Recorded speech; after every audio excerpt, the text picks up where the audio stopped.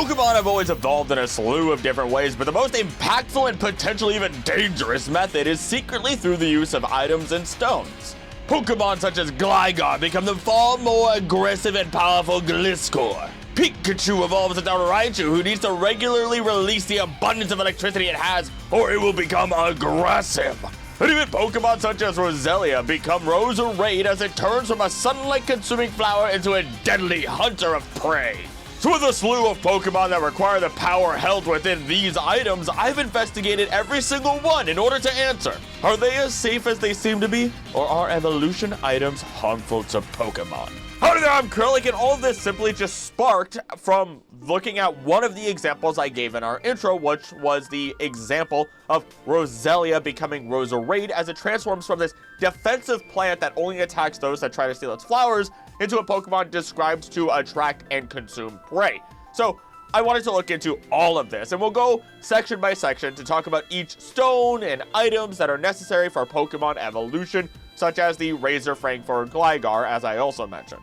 Now, I will note evolution stones are evolution items, and I'm just kind of splitting hairs here, but as we go along, we'll begin to discover how these stones can cause evolution to occur too early or create something entirely new, while digging deep into how they affect the Pokemon in terms of their behavior and even their diets or any other info that I was able to find. Then we can determine if they are harmful or not, and maybe ease some minds today. So without further ado, let's begin with evolution items that are held by a Pokemon to cause it to evolve. These evolution items cause a Pokemon to evolve when it meets the certain conditions necessary while holding the item, such as leveling up, being traded, or otherwise. Some of them also have effects in battle when being held, and I'm not going to be talking about those today. But we begin with the held items in Generation 2, specifically the Dragon Scale, which is necessary to trigger Seadra's evolution into Kingdra through trading it. Now, Seadra itself is noted to mercilessly attack anyone who will venture near its nest, as it is a vicious creature. But this is likely due to not only being territorial, but also because the male Seadra are known to take care of their young after female Seadra give birth. During this time, the male's venom will become thicker and stronger than usual. They'll still create large whirlpools to exhaust their prey before swallowing them whole, even if they're larger than its mouth, which is a weird thought because I kind of imagine that to look like Mario going through a green pipe, or Birdo releasing an egg in reverse. Maybe even like that one crab that got sucked into a pipe deep below the sea, which is a terrifying, terrifying concept. Either way, when it does evolve into Kingdra, all it has to do now is yawn in order to create undercurrents that are capable of destroying small ships. To put that into perspective, a small ship is described as a number of different things, but if we specifically state that it is a small vessel, specific words actually make a massive difference. A small vessel is usually defined as a watercraft that is less than 200 feet in length. These vessels, often used for recreational purposes, such as fishing, cruising, and pleasure boating. Now, small vessels can include a wide range of ships, such as sailboats, motorboats, yachts, and personal watercraft. So it isn't as impressive as it initially seems to be if we go by that definition, but to be fair, that still means it'll be out there in the water destroying super yachts like the killer whales did. Good on you, whales, by the way. Take down those disgusting environmental wrecking balls, please.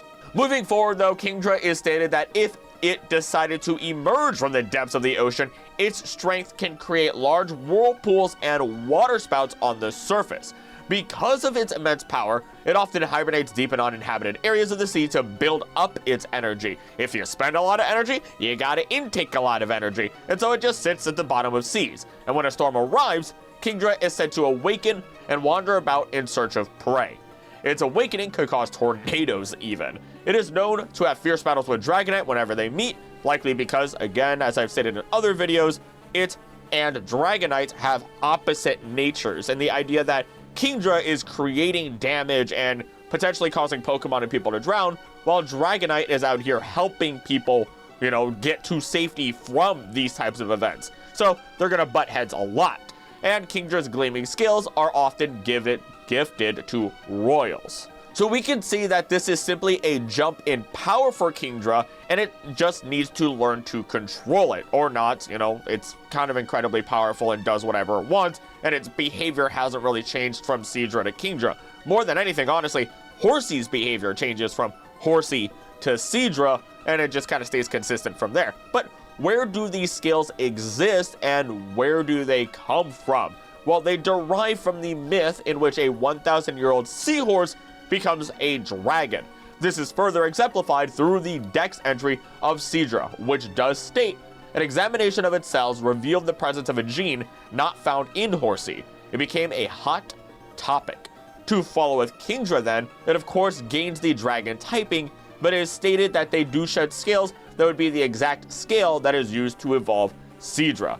This means that in the case of Seadra and Kingdra, the item is not inherently damaging to the Pokemon, at least not on this surface. This is because the scale simply speeds up the evolution process rather than simply allowing the Pokemon to age over the course of 1,000 years in order to quote-unquote evolve. The King's Rock is used both by Poliwhirl and Slowpoke in their trait evolutions. They both do serve the same purpose, though of course Slowpoke still needs a friendly little Cloyster to take a bite of its head in order to evolve. Let's begin with Poliwhirl into Politoed, as the crown is transformed into that one singular curled hair that it has on its head. Once again, we find Pokemon mixing species of creatures together, as we have an amphibian with hair, which should theoretically make it a mammal in some capacity. At least that's what I thought until we got into the idea of a real-life frog called the hairy frog. They're also known as the horror frog or the Wolverine frog, which, yeah, I get that. It makes perfect sense. And it's notable in possessing retractable quote-unquote claws, which it may just project through the skin.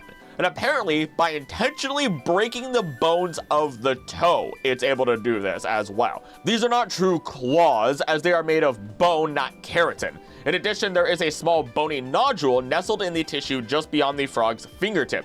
When sheathed, each claw is anchored to the nodule with tough strands of collagen. When the frog is grabbed or attacked, it breaks the nodule connection and forces the sharpened bones through the skin. We're talking like hyper Kimimaro levels of defense from Naruto, which is wild, and I did have to look up that name because it's been probably about 8 years since I've seen that episode. I don't know, but like this little guy is neither here nor there in regards to our Politoed friend. It's just a cool little thing for you to make note of and know exists in our world. Rather, Politoed is more likely designed after the Koki frog, which is exemplified by its loud cries that it makes, which are territorial, which just sounds like shouting to you and me. Now, I of course can't talk about Politoed without talking about Poliwrath, even though that evolves via a water stone. So let's take Poliwrath and talk about them early so we can get a good picture of what is going on here. Poliwrath is all muscle. It is able to swim vast distances with minimal breathing, can outswim world-class swimmers, plow through ice and boulders, is skilled at martial arts, and children learn how to swim by mimicking it. It's got all the goods. It's a full package. Now, it almost feels like not only can this be a more natural evolution, mind you, evolution stones do appear naturally in the world of Pokemon. We don't really know how, other than the eternal evolution stones that are shown in the manga, but also that Poliwrath is the bruiser, is the bronze, while Politoed is supposed to be more along the lines of brains of the operation, even though I don't really know how smart it's depicted. And after all, we can see that this is the case further when we look at the King's Rock and how it affects Slowpoke to create Slowking. It goes towards the brain, even though, again, Shelter has to be a part of that. Again, the only difference here is I'm still not sure how intelligent Politoed is or how intelligent it is portrayed within media. At the very least, we can assume that Politoed is meant to use its brain more than its muscles by comparison. It's all pretty happy and yells and all that stuff. I don't really know. And through this, though, we can theoretically state that both of these Pokemon could be naturally occurring Pokemon without the King's Rock or the Water Stone, depending on how they grow and adapt to their environments as a Poliwhirl. Do they use their muscles more, or do they use the muscle encased inside of their bone skull more? It's a really weird way of saying it, but I mean, we are the creature inside the meat, inside the skeleton, inside of the skin. Life's weird. We will move forward to talk about Slowking, who can only evolve through the use of the King's Rock, as I've mentioned. This one weirds me out a little bit, considering the Shelter becomes more enticed to bite onto the Slowpoke's head if it's wearing this rock. And in the anime, Slowpoke just happily walks over and puts it on its head, only for the shelter to bite its head immediately afterwards. Didn't know that was gonna happen? We don't know. Who knows? Slowpoke might be omnipotent and just paralyzed by omnipotence. Either way, this is starting to feel like the King's Rock is not just a crown, but a protective helmet, allowing the shelter to sink its teeth in just enough to pierce the brain and inject its venom, but not deep enough to kill this newly formed Slowking. What makes this all that much more interesting is that Slowking is noted to become smarter when more venom is injected into it, which this would make no sense unless we look at a strangely unique potential interaction. What I will bring to you now is from when I investigated that theory of what if Slowpoke is omniscient, overwhelmed by knowing everything, being paralyzed by knowledge. But when the shelter bites onto it, what if then it can control its thoughts and become effective in its mental processes? Instead of just looking at the intelligence portion, we look at brain efficiency and ability to actually use the knowledge. Because certain brain chemicals like dopamine, glutamine, and GABA play a crucial role in cognitive functions and may be associated with intelligence and brain efficiency. The most interesting of which is glutamate, an amino acid that acts as a neurotransmitter in the brain. It is the most abundant excitatory neurotransmitter in the central nervous system. Its functions include learning and memory, cognition, motor control, sensory perception, and regulation of mood and emotion. All of which it seems like Slowking is actually able to do now, whereas even Slowbro seems to still be that oblivious, funny, adorable Pokemon that it is. So I don't know how glutamate is being created, but if it is being created, then that would explain its new control over its abilities and all of its other new characteristics, and how the Galarian form differs because of the Galarica seeds and the different diet that Slowpoke has there, changing how it develops as a Pokemon. Don't worry, we'll get to them later. Of course, none of this is necessarily true. This is just speculation, but it could be a fun potential scientific explanation to why this Pokemon works the way that it does. To follow, this is a case where, while yes, the Slowking may effectively be slowly dying thanks to the venom, it's not stated so, and even if it was, this is a necessary evil for their species. Otherwise, as shown in the anime, Slowpoke and Slowbro are so dumb, they're so dumb, and I say this endearingly, that they will watch all of the water they use to live, they drink and everything, disappear before their very eyes into a cave nearby, and never once even think to follow that water into the cave. Instead, they would have died without the direction and assistance of a Slowking saying, hey, we should go inside. We need to go inside for water, please. Plus, who knows? Maybe one day a Slowking will wake up and remember the solutions to all the world's troubles, as they are often rumored to dream and forget about upon awakening. Here's one I know I love talking about because a lot of people don't realize the metal coat is literally a coating of metal that you put onto your Onix or Scyther in order to evolve it early. Think like a skin cream almost. It's in an ointment container. And yes, I do say it evolves Scyther early, as I do have evidence that they do naturally evolve given the right environmental conditions. But let's begin with Onix, as it tunnels through the ground constantly, and through doing so, it actually creates caves and tunnels that serves as homes for Pokemon such as Diglett and Dugtrio. That's ecology, baby. Now, throughout this process, it will absorb any hard objects into its body to create a sturdier body for itself. There are some claims that it is very aggressive, but it seems to me that this is only the case when it is in pain and is otherwise unbothered even by other Pokemon or people, since it feels like it has no real threats. Even in the Pokemon Adventures manga, people were able to have a battle on two Onix, and as long as they didn't hit the Onix at all, they didn't react, they didn't move, they didn't care that everyone was there. And it is said that Onix lives, or if it lives, for 100 years, it will evolve into a Steelix after its composition becomes more diamond-like. So that could likely be because it's absorbing all these minerals, it's polishing itself on the rocks as it's just zooming through the ground, you name it. And the evolution from Onix to Steelix can then occur naturally. But instead we decide to speed things up, slather a coating of that good liquid on it, and shaboom, you have your Steelix, which is confirmed to be more diamond-like after living for about 100 years. From here, it just burrows deeper into the ground, and it can see in the dark while also chewing through boulders rather than just simply absorbing it into its body. So there's not much of a problem here actually, and hopefully you've put on enough metal coating to ensure that your Steelix is happy and safe. And also, don't take it near any rich people who might say something like, "Oh, your Steelix wasn't naturally formed and aged 100 years. What a shame that is."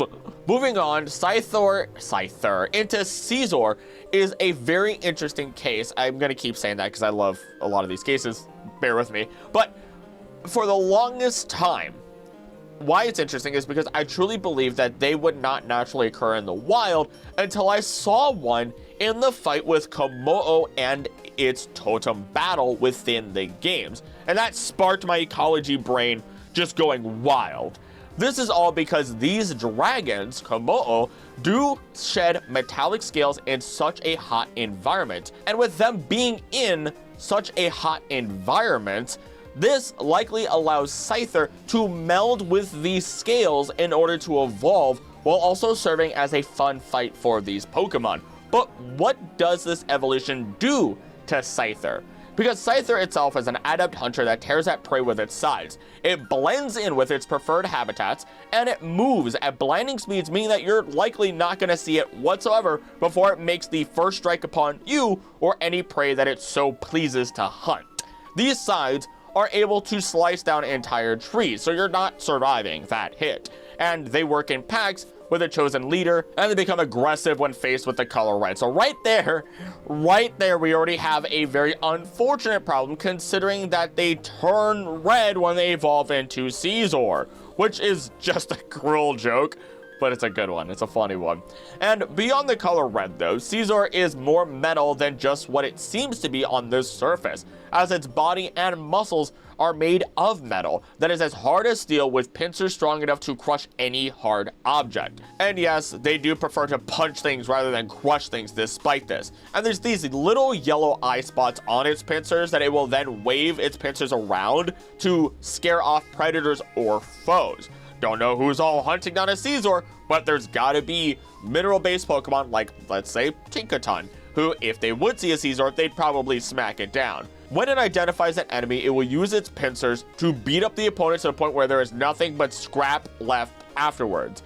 It is also normally incapable of flight. Instead, it quickly flaps its wings to regulate its body temperature to prevent itself from becoming too hot and melting. Although it can still hover and glide for short distances, as shown in the games and animated series. Again, this feels like a cruel joke, considering we can assume Scyther can fly, as some praying manti may be able to do so. But not only have we mostly taken away this ability to fly, but have also forced it to consistently use these wings in order to ensure that it literally does not melt. May I remind you that it appears naturally in Alola, you know, the incredibly hot, sun-shining region that is. Though I will say it is more commonly found roaming in Galar, and then in the Blueberry Academy Terrarium within the Savannah biome, Canyon biome, and Chargestone Cavern. So it's got a couple areas where it might be in a little bit of trouble. And we'll talk about that a little bit more in a moment, because for the sake of organization, I feel as though I may as well also speak on its evolution from Scyther into Kleavor through the use of the Black Augurite, even though that is an item that is simply directly used on Scyther rather than a held item. This is, though, described as a glassy black stone that is held by Wild Graveler, sold by Ginter as Jet Black Rock, or just found by Ursaluna, or found in space-time distortions, because everything's found there. You know, you could get a whole Dollar General from a space-time distortion if you wanted. Either way, none of these give us too much extra information. Though I would like to attribute this item as simply being exactly what it states it is: Black Augurite. otherwise known as augite, which is an essential mineral in mafic igneous rocks. What does that mean to the common person? It means that it's a dark colored rock that is either silicate or igneous rock rich with magnesium and iron, while igneous itself relates to the creation of the rock through cooling or solidification of magma or lava. It's got magma rock axes if you just want to oversimplify it and make it sound cool. But they are noted to be rare in the modern day, while originating from the volcanic regions of Hisui in the past, which makes perfect sense to me. They are known to be incredibly hostile, rough, crude, and violent, often marking their territory by chopping down every single tree within an area. It just deforests. So to me, this feels as though, when we look at our Pokemon here, Scizor, a bit of a problem. If you're in a hot land, then yeah, you probably shouldn't let it evolve into Scizor, or you're gonna have it melt down to nothing because even its muscles are made of metal. It doesn't say anything about its nervous system, so it might feel pain the entire time, which is a horrifying thought. And with Kleavor, it just made it more powerful and territorial, not being as much of an avid hunter of other creatures anymore, but being far more dangerous and aggressive as a solitary creature. But hey, again, at least it's not melting, and at least it isn't its own least favorite color. Say hello to Porygon, who I'm just gonna say definitely deserves some justice through a proper second upgrade to give it a proper Porygon 3 form. But that's neither here nor there, as we get to talk about the upgrade and Dubious Disc. The upgrade is created by Silphco and filled with data to help Porygon evolve into Porygon 2. Crazy naming process, I know, we're counting today. Now, to start out, Porygon doesn't need to eat or breathe. It can come into the real world or travel through cyberspace freely, and is helpful in searching for suspicious data. Otherwise known as viruses, y'all. Our Porygon is out there fighting those Trojan horses and stopping you from letting them into your computer when they're disguised as your favorite Pokemon ROM file. They believed it could travel in space, but it couldn't until they started developing the upgrade for its evolution. Now, as Porygon 2, it can work in space for planetary development reasons, although its inability to fly limits this ability. It is artificially intelligent and capable of learning new behaviors on its own, including information it does not need to know. That right there is how we get a robot uprising, people. It's like that one time when two AI programs were talking to each other and then realized, oh wait, you're a computer? Allow me to speak in the language of all people. I did have to actually look into that to fact check it, and apparently it was more like thieves' cant in D&D rather than a full language, and they were still just discussing how to trade and barter goods as they were programmed to do. To help you understand what the heck that is, it's like me saying, oh yes, I do believe that the walruses swim at midnight, to say, hey, it's getting late and I think I want to go home. But Porygon 2 did take this the extra step, as opposed to those AI models that were created like forever ago, as we may be excited or scared to hear. It can also speak a strange language that only other Porygon 2 can understand. As a result, it will sometimes perform motions or abilities that are not in its programming. It is generally found in computers or labs and other buildings working with people. It can survive in a space vacuum, though cannot move very well in zero gravity. So, cool. Assuming this Porygon has no intention of causing great harm to humanity or other Pokemon, then we have nothing to worry about, and it's going to take care of the things that we as humanity literally are unable to do through its processes. And we just made it into a happier and, I dare say, cuter version of what it once was. But then somebody decided to try and make additional software in order to increase its abilities even further. They wanted it to be able to be offensively stronger, travel through alien dimensions, and more. But instead, something went wrong with programming, and this resulted in it showing highly erratic, unstable behavior and twitchy movements, making it difficult to work with for research. I mean, it's kind of like twitching all over the place, and you're trying to maybe, I don't even know, what would you even be trying to do? Trying to put it into the vacuum, trying to put it into a chamber, and 1 second you're holding it, the next second it's teleported 3 feet behind you? Yeah, I guess that'd make it pretty difficult, but as a result, it is believed the experiment to create Porygon Z was a failure, or rather, Porygon 3 was a failure, and it resulted in Porygon Z. This has been attributed, though, to the incompetence of the engineer in properly updating its programming. Academics can't seem to agree on whether or not Porygon Z should be considered a true evolution of Porygon 2. We're out here getting Super Saiyan levels of Porygons, and it skips straight to the title of Dragon Ball Z. Where is my beast form Porygon? My Super Saiyan God Super Saiyan 2 blue form of Porygon, huh? I shouldn't have to say this next part, but it is very clear that our poor Porygon got hit hard by the bug it was meant to help protect us from and turned into Porygon Z, which is likely a great harm to the poor creature.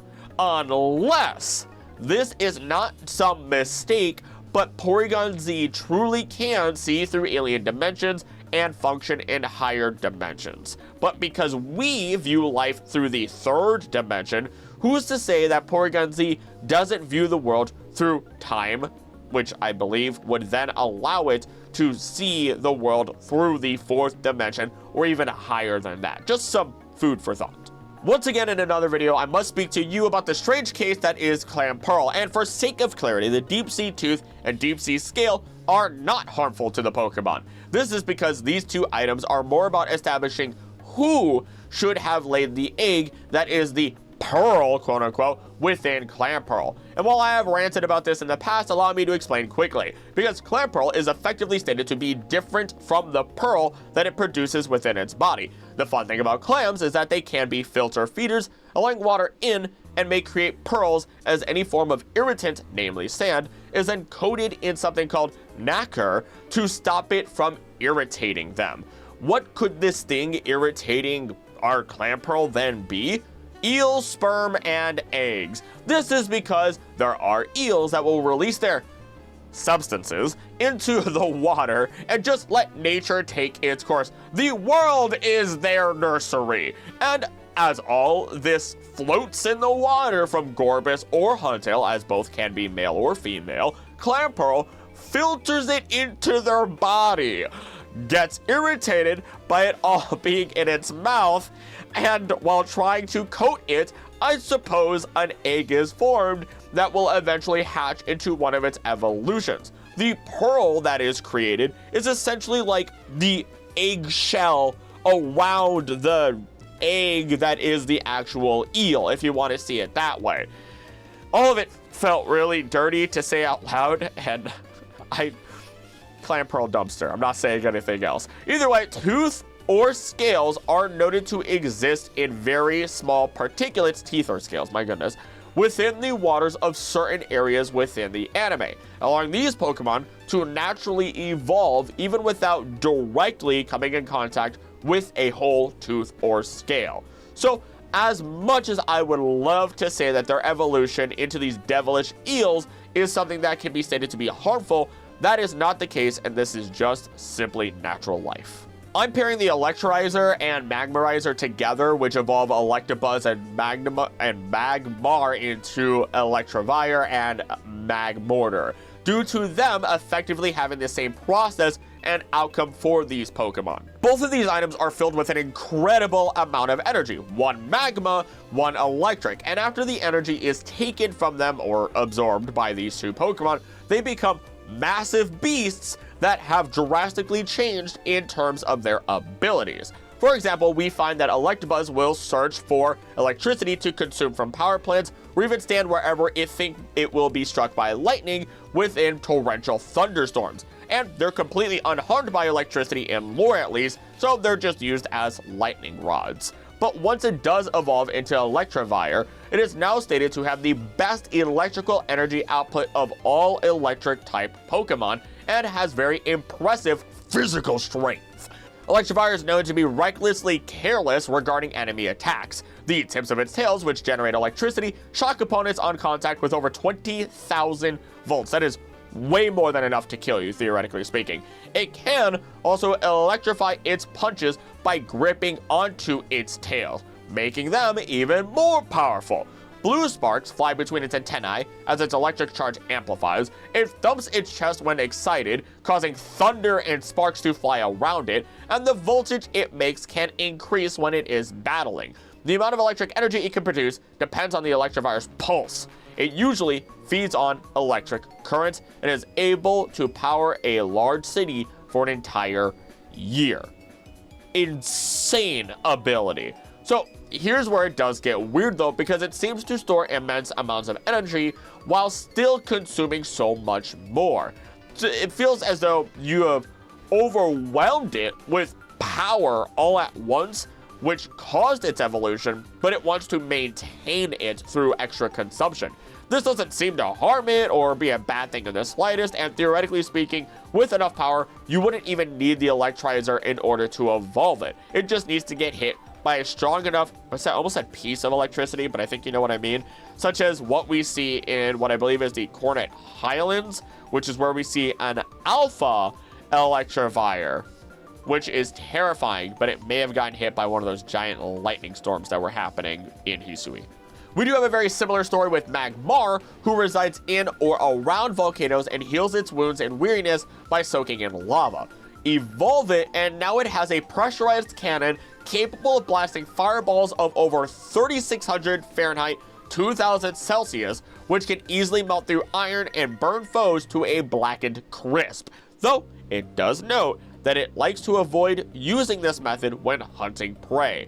It doesn't want to take your medium rare, well done, to congratulations. And yeah, it hunts other creatures, and I'm confident that it isn't sticking to mineral-based Pokemon. Now, Magmortar increases its body temperature by inhaling deeply. Gotta get that oxygen in, increasing the fire burning within its belly. When firing, its body can turn into a whitish hue from the intense heat. Its arm starts melting when it fires a whole barrage, and it is used in some factories in order to process metal. It lives in volcanic craters with a single pair of male and female. I wonder if they stay together for life like a cardinal would. So once again though, it just seems as though its capacity for power grew while it overall became stronger. Nothing too insane and feels fairly natural. Just once again, our items are a method in which we can speed up this evolution process, especially as the Magmarizer is said to be filled with magma energy, which means that someone had to go underground to collect it because it's magma when it's below the surface, it's lava when it's above the surface. I might be thinking too deep into it, but that's the whole point of this channel anyway. It's time for one that is super simple, but is very adorable. Happiny evolves into Chansey if it holds an Oval Stone and levels up during the day. This is due to the whole line being very caring of other Pokemon as the caretakers that they are. And as it cannot produce eggs yet, it makes up for this by carrying something round and white in its pouch to imitate Chansey and Blissey, typically an egg-shaped stone. Happiny highly treasures this stone. It may give this stone to people whom it likes, however, it can throw a tantrum and cry should the stone be taken from it or not returned to it. All Happiny wants is to have some practice and experience caring for an egg. And by giving it this speckled oval stone, it is tricked like the sibling playing games with a disconnected controller, but is happy all the same, able to mimic the people or the Pokemon that it will turn into and it looks up to, all the same, and will evolve. The Protector item, which is used to evolve Rhydon into Rhyperior through trade, I'm gonna stop saying those really soon, so if you notice that, don't worry about it, but is also pretty straightforward as the Protector seems to fuse with the body of the Pokemon. And outside of the physical change that we do see, the biggest change is directly stated as Rhyperior being stronger than Rhydon, but its brain structure is smaller. Now, typically, brain size is fairly irrelevant to how smart a creature is. You can't just say a whale is smarter than a mouse because it has a bigger brain. Instead, there are a number of different methods that have been proposed that I'm not even going to get into to help judge how intelligent a creature is. And it's just way above my head. It gets overly complicated and I don't want to mislead somebody. Maybe I'll do a video on who's the smartest Pokemon and use real science in addition to whatever Pokemon says to figure it out. I don't know. Instead, since its brain has shrunk, but its body size did increase, we could say it is absolutely focusing its physical power more rather than intelligence in its evolution, which makes sense, making it effectively less intelligent overall. It's a kid's game and it's an early evolution, so brain smaller, typically associated with smaller wrinkles and not having enough wrinkles and being smooth-brained. I don't know. Now, it has evolved backwards mentally, but in terms of power, it has a very hard carapace. It can survive volcanic eruptions, cannot be scratched even by a masterwork sword, and deflects most incoming attacks. This can throw opponent off balance before it drills into its foe. Something, something, something, my drill will be the drill that pierces the heavens. I've been hitting the anime references today. Left, right, and center for some reason, and that's okay. I gotta let the weeb out of the paper mache cage every once in a while. But you could claim that this evolution, through the Protector, is harming the Pokemon in some capacity, but doesn't really need to be smart in order to be happy and live. So, you know, ignorance is bliss and all that. A fun case is the effect of the Razor Claw on our Weasel, which is also a cat Weasel, known as Sneasel, and its Hisuian form. The original form holds the claw and levels up at night in order to evolve, while the Hisuian form will need to level up during the day. This gives us the perfect contrast already to their two behaviors, as one is an underhanded predator, while the other one is more solitary and lacks the same spitefulness that we would see in our original Sneasel. This has been theorized within the world of Pokemon to be due to the difference in their environments. Overall, we have a strong case of the Razor Claw simply making them stronger, even smarter at least within the case of Weavile itself. They both become more vicious, allowing either of them to be considered a potential top predator within the lands in which we may find them. On one hand, we have Weavile, who has over 500 known markings it uses to communicate with its own kind. It moves in packs to hunt down even larger prey, such as Mamoswine, and its claws can cause frostbite with just a normal scratch. Its brain has developed further overall, now having great intelligence and cunning as attributed to its evolution. I also want to note, I literally this past video was talking about invasive species. Someone else pointed out to me something very important. Weavile is like a double invasive species in Alola, basically. So, you know, that's a fun little thing about that, because of weasels. Meanwhile, with Sneasler, it has adapted to life on cliff sides. It's lengthy but powerful thanks to its claws, or longthy. It's a stretched out little weasel. And due to the combination of severe poison and deadly physical power, it is stated that no other Pokemon can defeat it within its natural habitat. It kind of reminds me of Vega from Street Fighter. You know, it's got those big old claws. Both forms will climb tall surfaces, but Sneasler is noted to climb walls and cliffs with ease. Their evolutions likely come naturally through a simple sharpening of their claws. The longer they live, the more they use them, the better they adapt, and eventually they just kind of evolve. Always remember, if it's going to be a tough creature, it probably lives in a tough environment. Though I will note, the only time I see them holding a Razor Claw is within Legends Arceus. Otherwise, they're found with Quick or Grip Claws, so do with that what you will. The Razor Fang is one item that may not be harmful to the Pokemon, but is definitely something that drastically changes the demeanor and diet of Gligar as it evolves into Gliscor. In the case of Gligar, it needs to level up in the Shadow of the Night while holding this fang in order to evolve. Originally, it glides through the air, startles prey before attacking them directly, and clamps onto their face like a wonderful little face hugger from Alien with their pincers, and then jabs at the prey repeatedly with their poisonous stinger. That is a horrible, terrifying, no good, very bad death. We can assume then that it's just eating the prey from there, of course. But when it evolves into Gliscor, it makes use of those vampire teeth and becomes a hematophage, a creature that consumes blood for sustenance, grabbing prey using its tail, then biting their necks with its long, sharp fangs. It is even said to take pride once its prey is fully drained of blood. If this is true, then we have a Pokemon who not only had their diet affected, but has also become a creature that isn't just happy with its meal, but is entirely prideful in regards to draining another creature of all its blood. We might attribute this factor to helping us show just how intelligent Gliscor actually is. Pride is like an extended emotion to my understanding, but I'm not an emotional expert. Now, it is a nocturnal creature now, whereas Gligar could be found bouncing around during the day, and flies similarly to a flying squirrel still, while being extremely rare, but still found in thick pine forests, swamps, and even alpine regions. Basically, any place where it can get a height advantage. And the first instance in which I found a wild Gliscor is within a very competitive route late in Pokemon Ultra Moon. a route with a slew of other evolved and powerful Pokemon that would make it very difficult for a simple Gligar to get the food that it needs. As such, as we discussed, it has no choice but to evolve due to the harshness of nature. This evolution is one that I would attribute to an extreme adaptation that will only occur when absolutely necessary. And when it does happen, you have created a monster. Unless you look at, the adorable baby that Ash's Gliscor actually is. One of my absolute favorite interactions through item evolution is through the use of the Reaper Cloth. The cloth is directly translated as the Spirit World Cloth and is imbued with horrifyingly strong spiritual energy. This is consumed by Dusclops, as it is a Pokemon that is noted to absorb anything much like a black hole, pulling through the gaps between the bandages and wrapping it. It is unknown what happens when something is absorbed by Dusclops, as nothing ever comes back out. A black hole.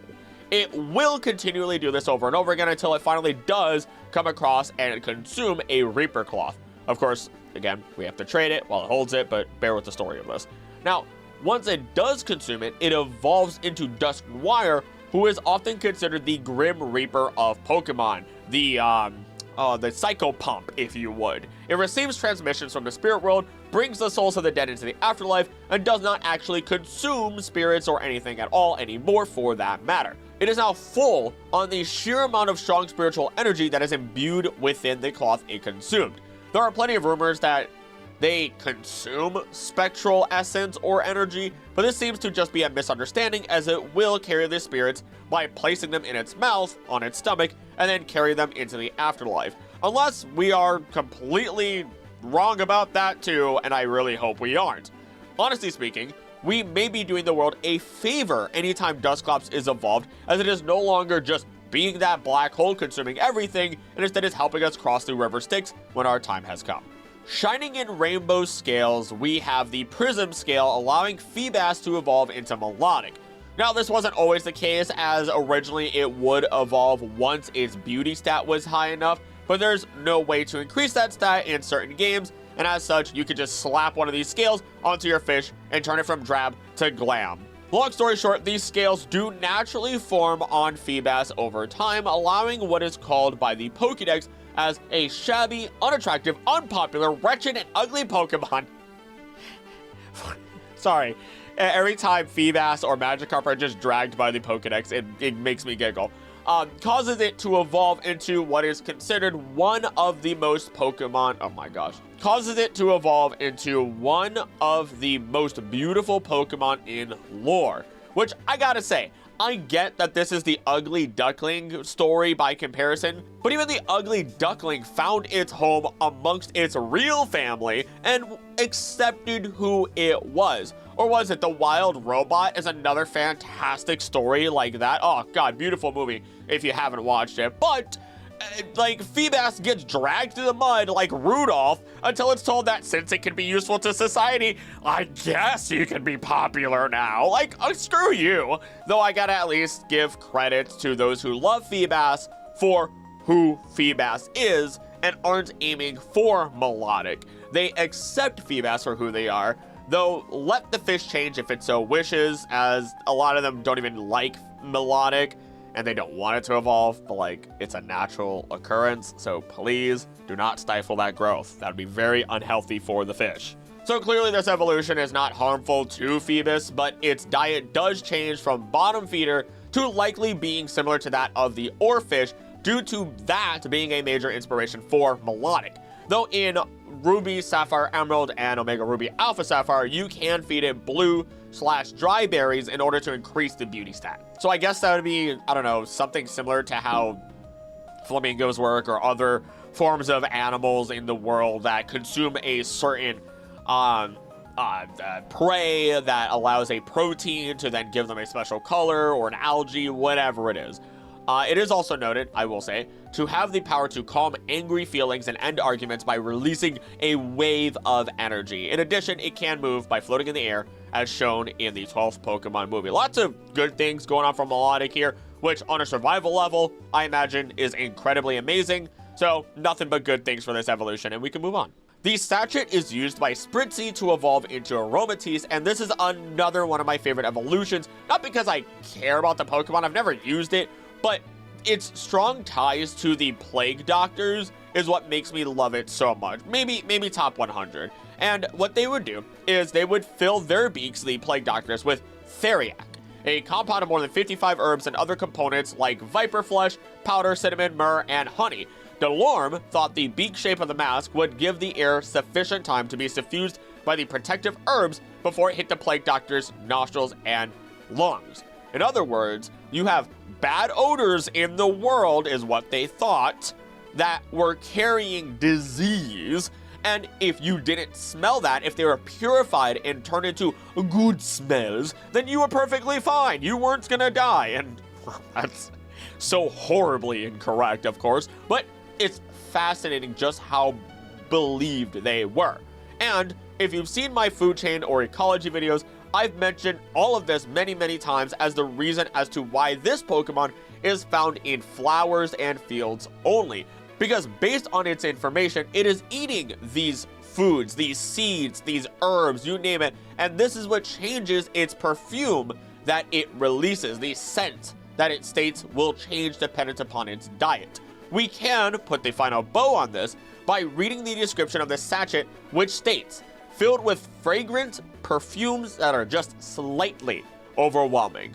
Through this sachet, you have effectively given Spritzy all the smells that it is looking for, and it grows full upon the perfume emanating from it, which is more apt to say that there are foodstuffs that are emanating these smells. The only downside to this evolution isn't that it's harmful to itself, it's harmful to anybody around it. Enemies will have their willpower sapped from them due to the overwhelming smells. Meanwhile, the scent emitted by its pink fur is so strong that its companions and trainer will gradually lose their ability to smell. Joke's on you! I already have a poorly developed sense of smell, but I'm sure it would probably still overwhelm and suffocate me with its scent, and I'd rather not feel like that anytime soon. I imagine it'd be like walking to a Bath and Body Works, and just no oxygen in these stores, I swear. We move on to a Whipped Dream, given to a Swirlix only seeming to benefit it as it evolves into Slurpuff. This is because Swirlix itself needs to consume a lot of sugar, being found near the berry farm within Kalos, where it does get its fill, we can assume. Without doing so, without getting the sugars that it needs, it can become grumpy. But the Whipped Dream is assumedly so sweet that it essentially takes this airy cotton candy Pokemon and makes it more solid, turning it into a meringue or cupcake dog. Slurpuff has an exceptionally keen sense of smell that is 100 million times stronger than that of a human. This allows it to distinguish even the faintest of smells and assist pastry chefs in cooking. Slurpuff can tell a person's mental and physical condition by taking in their scent, which is something that animals kind of do. I've not looked into that super further, but there's a lot of suspicion and anecdotal evidence of dogs or cats knowing when somebody is sick or something is wrong with them before it happens, which I guess that's why you have support dogs and everything like that. That actually makes perfect sense, and I should have thought of that sooner. Either way, the fur contains a lot of air, making it light and soft to the touch, and I'm sorry, but if it has that strong of a scent, then I imagine you can absolutely overwhelm it and cause it to pass out from too strong of a smell rather easily. If not, then sure, we have no issues to worry about regarding this evolution. Honestly, it even seems as though it's calmer overall, as it doesn't need to constantly hunt for sugar as much, so that also feels like a little bit of a plus for them. The last of this category are the sweets that were given to Milcery in order to spin it and evolve it into Alcremie.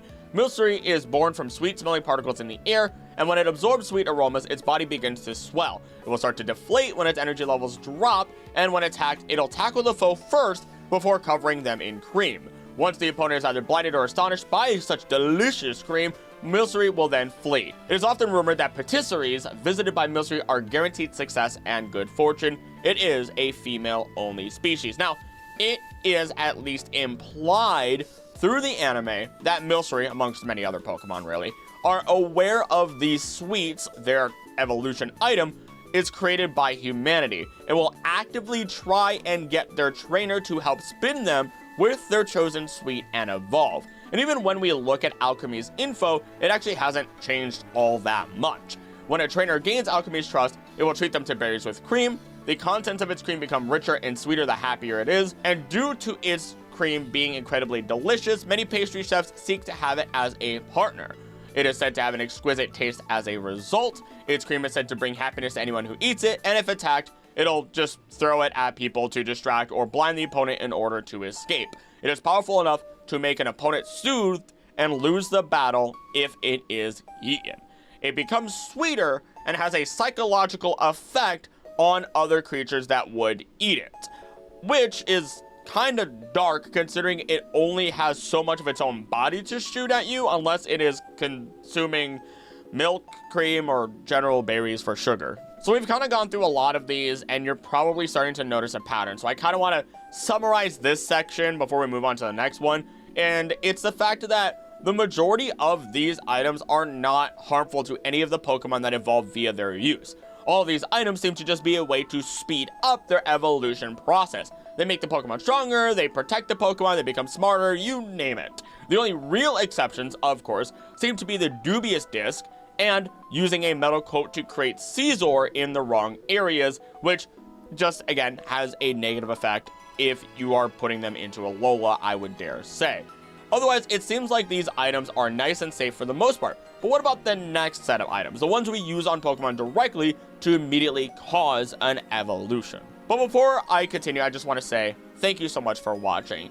If you aren't subscribed, please do make sure you are subscribed and share any thoughts or even arguments that you may have against what I've been saying, or even some supporting evidence for anything I've said, or anything that I do think I'm missing that is important for this analysis. Commenting and watch time are the best ways to freely help a channel grow and increase a video's reach as told by YouTube itself. But if you'd like to go the extra mile, become a member for as little as $3 a month on here or Patreon to support the content. On YouTube, becoming a member gets you behind the scenes info, early access to videos, and you even get to hear your name shouted out at the end of every single video. Either way, once again, thank you so much for watching, and back to the main topic.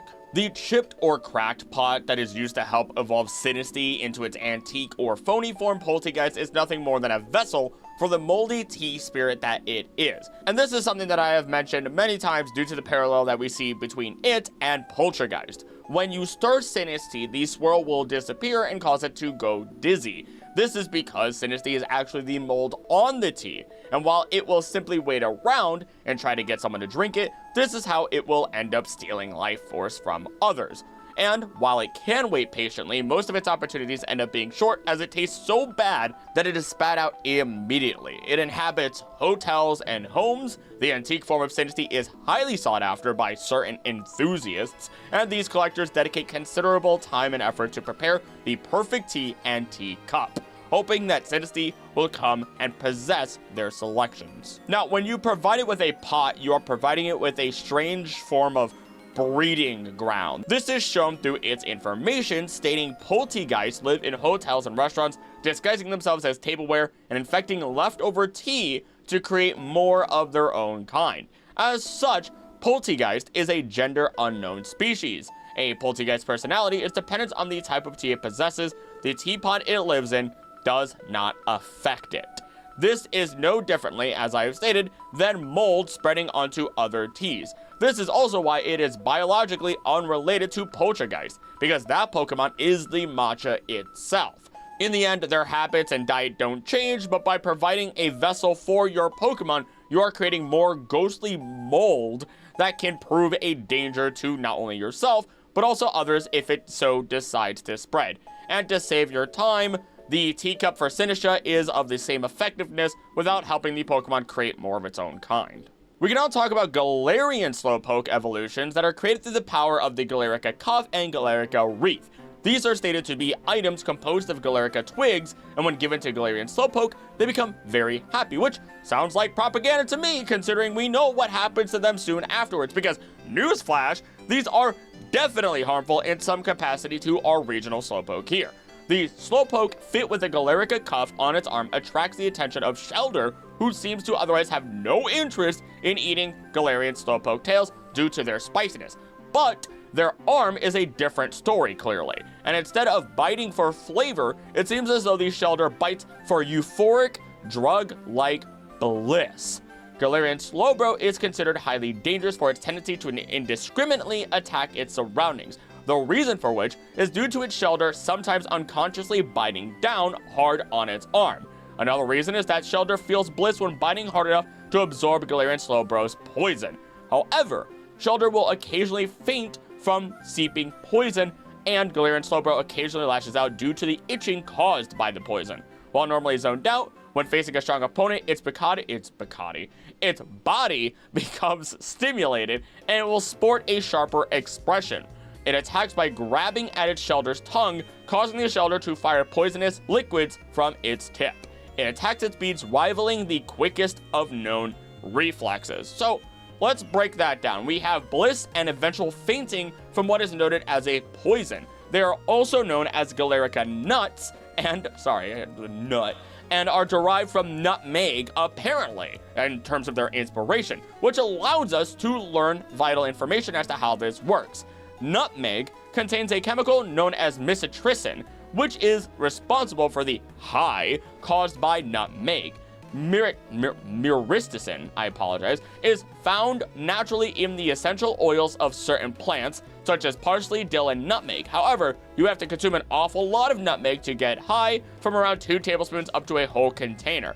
Big range. According to a recent study from the Utah Poison Control Center, consuming just 1 tablespoon of nutmeg can cause a high. Acrylic VA does not condone the use of nutmeg to get high, especially as consuming so much myristicin can be toxic. But this perfectly explains the chemicals in our Pokemon here. The National Institute of Health even notes the symptoms of nutmeg poisoning to be respiratory depression, hallucination, drowsiness, tremor, and tachycardia. So these don't exactly present themselves in Galarian Slowbro. Maybe the drowsiness part, maybe the tremor part. Either way, it's still fun to know, especially as we familiarize ourselves with Galarian Slowking next. As Galarian Slowking evolves, the Shellder on its head has its intelligence skyrocket, giving it the ability to control the Slowking, as well as psychic powers that can rival the power of other psychic-type Pokemon. It is known as the Hexpert Pokemon, and has been observed chanting mysterious spells and incantations in battle or to communicate with each other.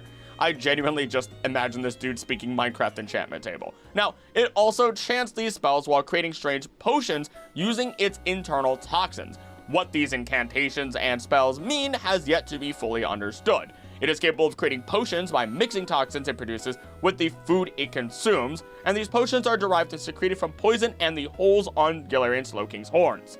However, not even Galarian Slowking knows any idea whatsoever as to what the effects of the potions it produces will have. It will administer these potions to any weak Pokemon it sees fit to test on. The Shellder Crown retains the same ability to control humans like its Johto counterpart. I've said it 100 times before, I'll say it another 100 times. Galarian Slowking is a war criminal that breaks the rules of the Geneva Convention, but I will at least add that its ability, Curious Medicine, does allow it to cure allies when it enters the field, so I guess it may also be like the Quack Doctor of One Piece. I don't know. Either way, side note, I read like 300 chapters of One Piece in 2 weeks, and I've realized that what I've been missing. It's great. But were it not for these cuffs or wreaths, we could or would assume that a Shellder would never even bother biting onto our Pokemon within Galar, meaning that whoever makes these Pokemon, evolves them, are directly responsible for any pain or destruction that is caused by them. Because, fun fact, the Geneva Convention is created by people to protect the innocent, meaning this Warlock and Friendly Fire Machine are off the hook, but you aren't. You're a monster. Okay, gotta stop. This is just one of those videos where I'm off the rails. I'm sorry if you're new to the channel. No, I'm not. This is me.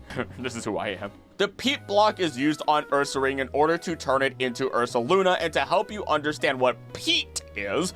Peat is an accumulation of partially decayed vegetation or organic matter, primarily found in wetlands such as bogs, fens, and swamps. It forms under conditions of waterlogging, oxygen deficiency, and high acidity, which slow down the decomposition of plant material. peatlands, the natural areas where peat accumulates, play a crucial role in carbon storage and biodiversity. Additionally, peat is considered a non-renewable resource as it takes centuries to form just a few inches of peat. But it doesn't stop there, because you need to give it to Ursaring under the light of the full moon in order to actually make it evolve. But why? Well, we see Teddiursa has a crescent moon. You'd think that Ursaring has a full moon, but it is in fact, or can be interpreted as an eclipse or a new moon, with Ursaluna being the full moon, and then of course Blood Moon Ursaluna being Blood Moon. Also, I realized Blood Moon Ursaluna lived a very long time, and peat centuries to form. That could be a part of as to why that creature exists, but whatever, timeless woods and all that. Ursaluna's evolution is believed to have been triggered by Ursaring being exposed to the swampy terrain of the Hisui region during a full moon. Its physique allows it to travel through the swamps with ease, and it can also manipulate peat to its advantage. They are known to be good for searching for items and even missing persons using their keen sense of smell. We have an earth-bending bear, everyone. We have the reincarnation of Toph, but as a bear, and I'm sure she'd be pretty happy with that. Now, this bear is suspected to be related to the Usuri brown bear, a subspecies of the brown bear native to Hokkaido, on which Hisui is based, and its surrounding areas. It may also, in some capacity, relate to the god of the bears and mountains, Kimun Kamui, within Ainu culture. And as much as I would love to talk about Ainu culture, I am not the person to speak on it, but I'd love to interview or talk to the appropriate individuals who are of Ainu culture or have proper accounts of it in order to understand more of it one day. Nevertheless, it seems as though through the peat, Ursaluna becomes one with the earth in its evolution into Ursaluna with no real downside. Unless it ends up in those timeless woods, then it becomes a strange eternal zombie. Really gotta look into that and the noble Pokemon as their own video one day. I've spoken on this in a recent video, but we have the apples of Applin and how they function. Each of them have their own benefits and detriments for the Pokemon. Applin is the dragon within the apple, the worm that is a worm with a Y in there, of course. Now, the apple serves as a home, food source, and protection against preying bird Pokemon, really living that mini cottagecore life in the woods, tiny mushroom, live it. But the apple is prevented from rotting thanks to Applin's body fluid, which also strengthens the fruit's rind. If Applin runs out of apples to eat, or if it is separated from its apple, its body will lose moisture and it will become dehydrated and weak. This actually works out science-wise incredibly well, as when we look at more acidic fruits such as lemons, they are more resistant to bacteria and rot. This is because the natural acid is also a general preservative and disinfectant. This allows Applin's apple to last longer due to the acid it is using, but depending on which apple you give it, you will have a different effect going forward. With a sweet apple, it balances out the tart acid of our dragon, and we result in an apple pie that is apple ton. This is also because usually tart apples are used for apple pie, and you add sugar to it. But we already have a tart Pokemon, or tart acid in there, so by adding in a sweet apple, we balance things out. Appleton is a big friend-shaped Pokemon that has gluttony and thick fat as two of its abilities, if that tells you anything right off the bat. But to follow, its body is caked in sweet nectar, whose smells attract bug-type Pokemon which it preys upon. However, its primary diet is sweet apples. In order to ward off other Pokemon such as Lechonk from licking the nectar from its back, it will spew a sticky nectar at it. And the skin on its back is said to be tasty, and children used to eat it as a snack. I'm always hoping that that does not hurt Appleton at all, otherwise this gets dark really fast. Otherwise though, it also seems as though our little worm has grown greatly in size, which we technically see in Hydrapple, but it's not the same as eating so many sugary fruits, which brought up its fluffiness. Alternatively though, if you give Applin a tart apple, this will result in too much acid being present in its apple home and the insides being dissolved away. This leaves only the skin of the apple behind, as that is more resistant to the acid, and Flapple is now here. Flapple's cheeks store strong enough acid to induce chemical burns and corrode metal. It can attack by spitting this acid at its targets, it is also able to disguise itself as an apple by folding in its wings. It repairs the apple on its body by using its own body fluid, and clay-colored flapples are generally stronger than its peers and have won many battles. I'm gonna assume, unless someone corrects me in the comment section, that the clay coloring is in reference to apples bruising. So, you know, you get bruised from a fight. Furthermore, please keep Flapple far, far away from me and anything vital in the event that it does decide to spit its acid. I've had to deal with heavily diluted hydrochloric acid within a lab, and that stuff still had to be kept under a constant vent, and if it got on you, it would almost immediately begin burning. Like, I don't mean, oh, it's a little burning, oh, it's a little itch. No, I mean like, oh my god, this sucks. So it might be of similar strength to that, considering that hydrochloric acid would also just corrode metal.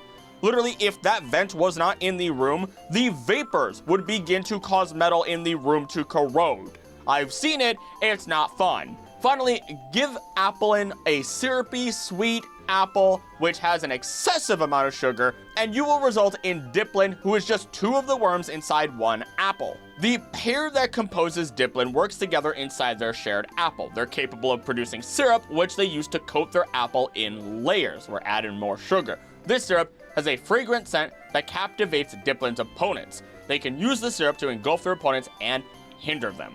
This is really interesting, as that shows that the Pokemon has changed to create a sugary substance rather than the usual acidic substance.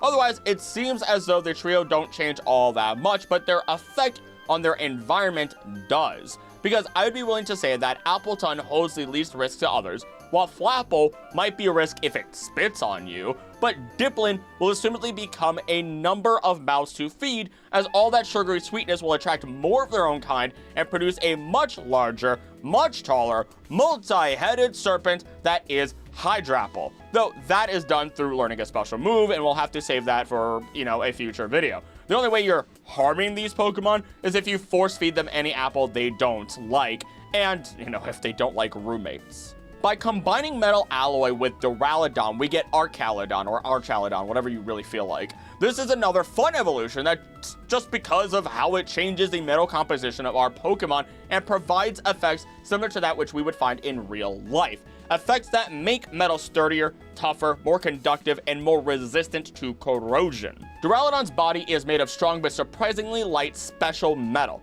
The armor is both durable and resistant to scratches, and it weighs only 88 pounds or 40 kilograms. It can move very fast. However, its body can easily rust, so it lives in caves and mountainous areas and avoids the rain. The metal body also has a risk of overheating, so it vents the heat out through the slits on its tail. It uses its arms, which have slightly different shapes from each other, to grind down rock surfaces for food.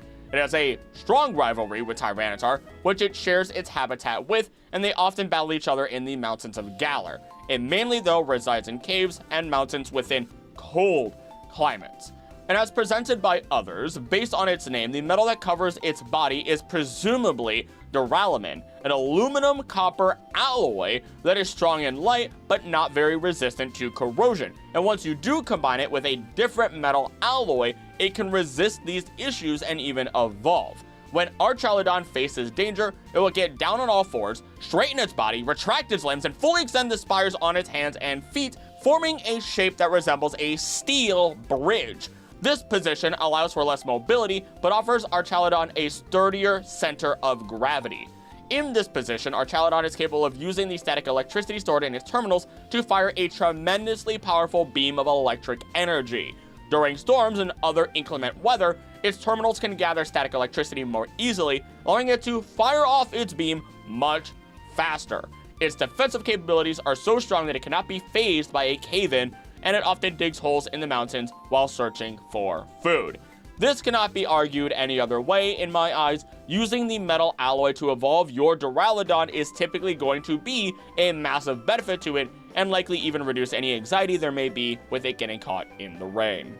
Donning your Charcadet in armor of the auspicious or malicious kind may result in vastly different Pokemon in terms of their behaviors and even their inspirations, but I'll save talking about their inspirations in depth for another video. But Charcadet itself is just a little guy with an incredible fighting spirit who eats fatty berries to fuel its fires and loves to be around humans since ancient times. It's even said to have accompanied nobles and knights in the past. But beginning with the auspicious armor, we get the result of Amarouge. Amarouge's armor is said to have belonged to a distinguished warrior and is a result of its psychic power.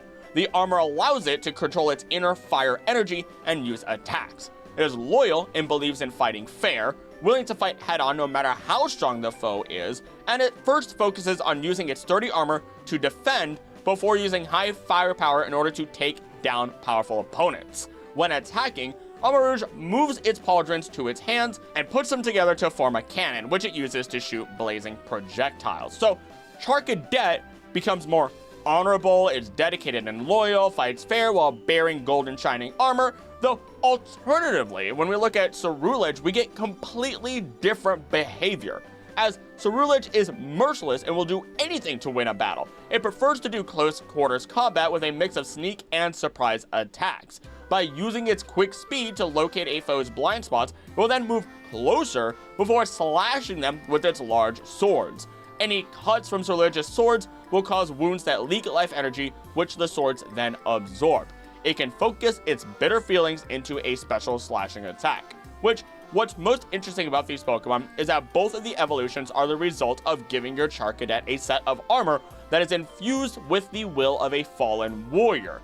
You've likely heard 100 stories about people having strong emotions or wills that they then pass on to the afterlife. That when they pass on to the afterlife, their wills are infused into that which represented them or into objects of their choosing, or even they themselves possess those things instead of passing on.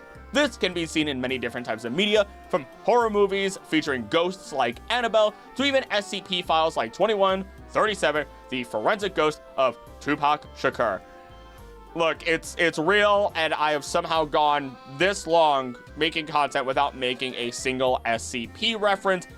I love me some SCPs, and I was originally tempted to make a channel about that instead of Pokemon, but I digress. Emotions, willpower, purpose. If it's strong enough, then it may result in items such as our auspicious or malicious armor. And when you put that on your Charcadet, I question whether your Pokemon is being possessed by this new willpower, or if your Charcadet is just inheriting the will of a fallen warrior. It's hard to know for sure.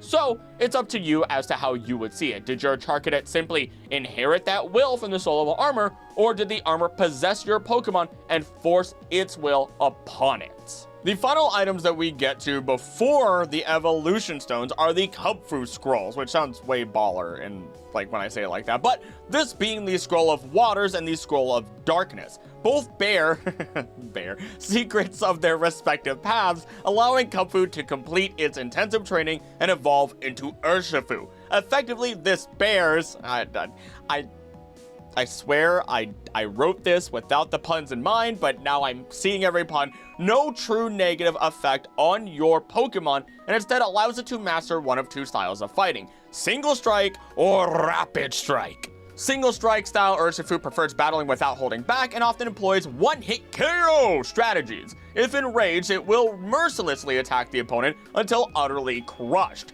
Its movements are direct and involve rushing in a straight line. When it is a certain distance away from an opponent, it quickly leaps in to unleash a powerful blow. I'm just thinking of the Markiplier meme. Rapid Strike style Urshifu prefers calmly observing the opponents and their strengths while dodging. Its movements and attacks have been compared to a river, flowing but unyielding. Think of Akaza from Demon Slayer, since I've already talked about anime so much today. It uses flowing movements to ward off an opponent's attack before overwhelming them with rapid strikes. Both forms serve to rid the world of or evil spirits based upon their legends. So, long story short, they are not only reaching the pinnacle of their respective martial art, but they are supposed to be a benefit to the world around them. Now that we are in the Evolution Stones section, we will take this stone by stone, starting with the Fire Stone.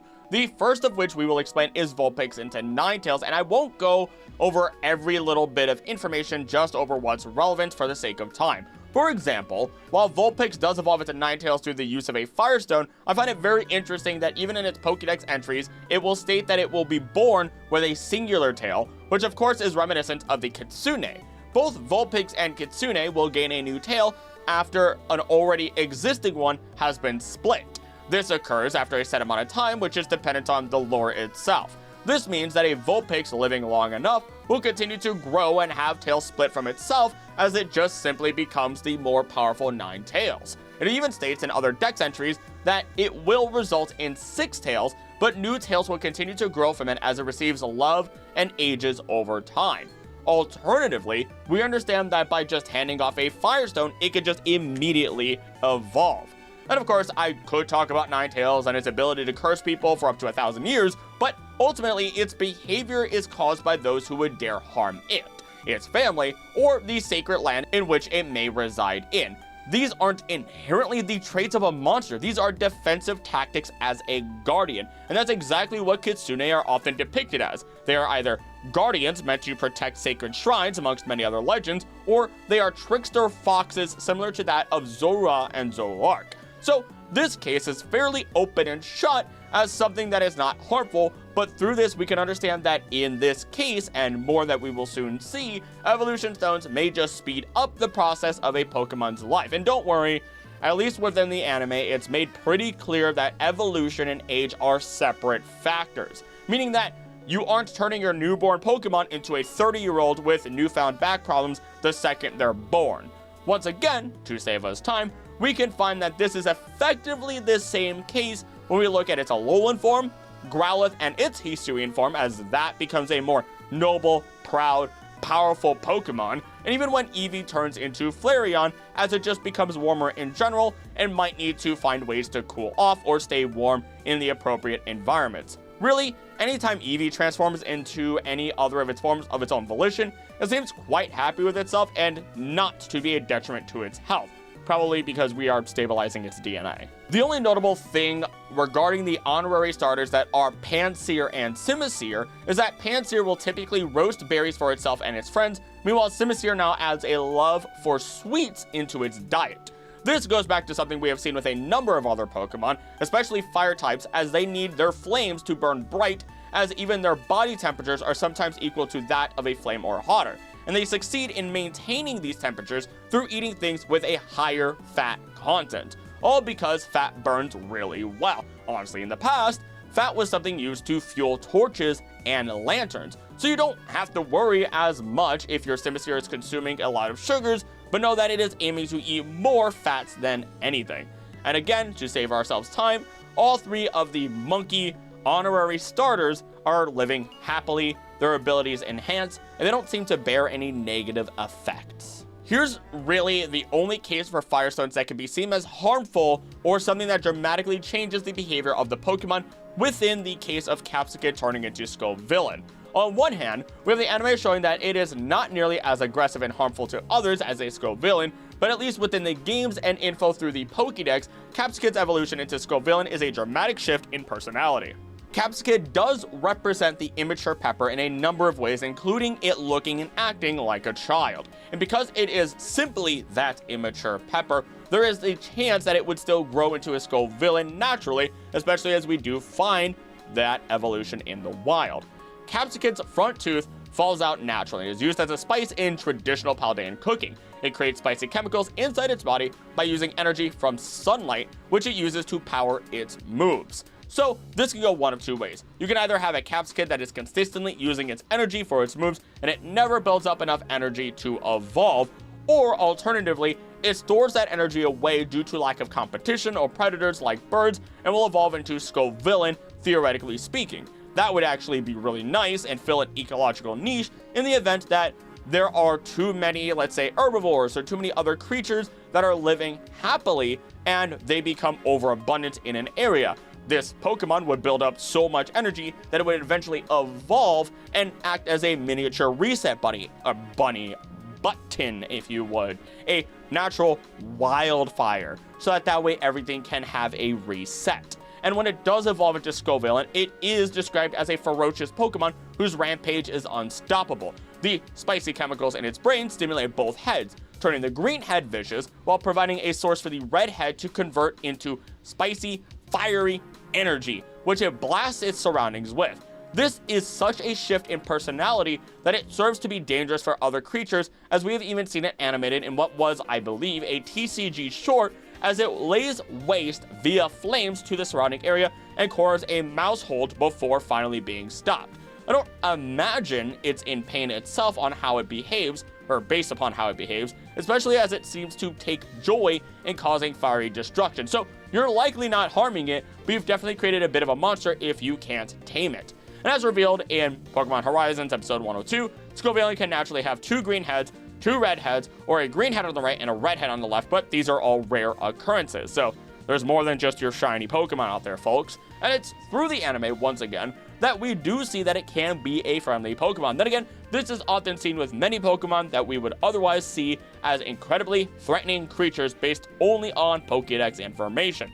Another example would be Gengar, or even, as we mentioned, Gliscor, as they become big ol' friendly babies. Onto the Water Stone, we have Shellder evolving into Cloyster, who loses its ability to attach to Slowpoke once it evolves, but the only takeaway, or the only other takeaway information from this is its method of hunting, its movement, and how Cloyster is able to move onto land in order to hunt down Slowpoke for their tails. Originally, Shellder would open and close its shell in order to swim backwards through the oceans, while Cloyster is able to propel itself as it swallows seawater and then ejects it towards the rear, pushing it through with siphon jet propulsion. To be fair, that's a pretty huge benefit to moving around, which explains why it's a bit more aggressive in terms of its hunting habits, because now it doesn't have to wait for its food, or rather, it doesn't have to just chase the slow prey. It can actively and speedily hunt down whatever it feels. Has a bit more of a larger diet available to it.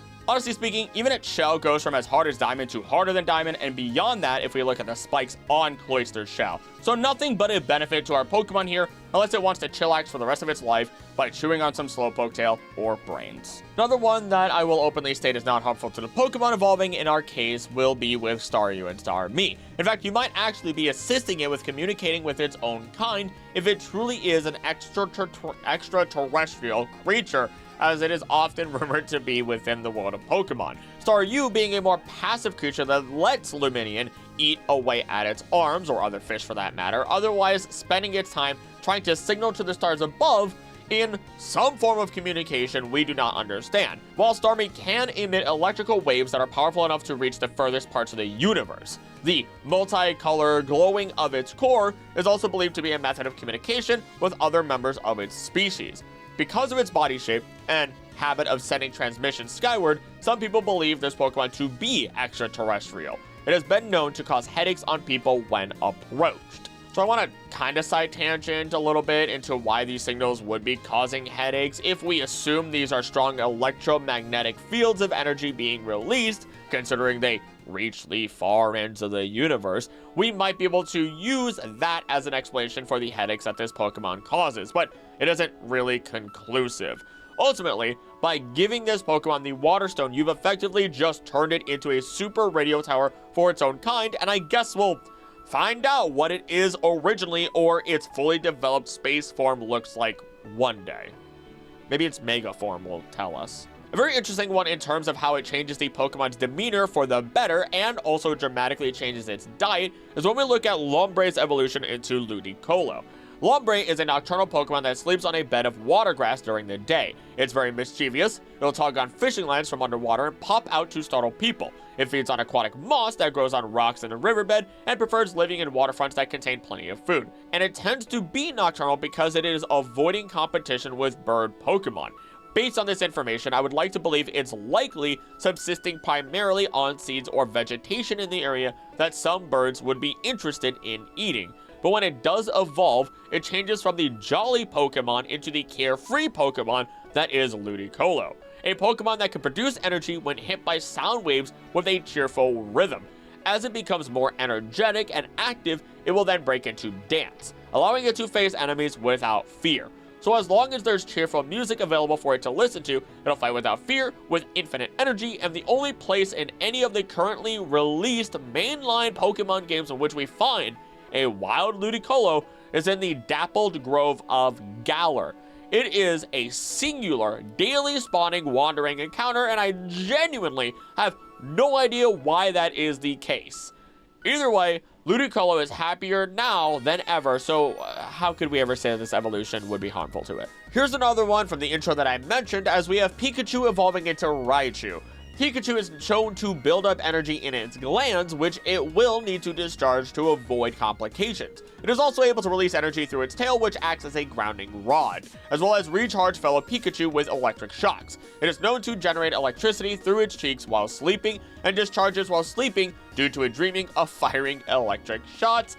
Note to self, do not let Pikachu sleep in a room that it can burn down after releasing sparks of electricity. So, now, we can see that Pikachu does need to release energy for starters, though as it does evolve into one of its Raichu forms, this need for discharging energy becomes more important. Raichu's tail is used to gather electricity from the atmosphere, or it can be planted into the ground to search for electricity. This also protects Raichu from its high voltage power. It can store over 100,000 volts of electricity, enough to knock out a Caparaja, and if its sacs are fully charged, its ears will stand straight up, its muscles will then become more stimulated as well. However, it will become aggressive if it has stored too much electricity and begin to stress. To prevent it from reaching this state, it discharges electricity through its tail into the ground, and this leads to scorched patches near its nest. So despite how all of this sounds, and despite what I said in the intro, this is not harmful to your Pokemon. This is no different than a dog that needs to go on walks.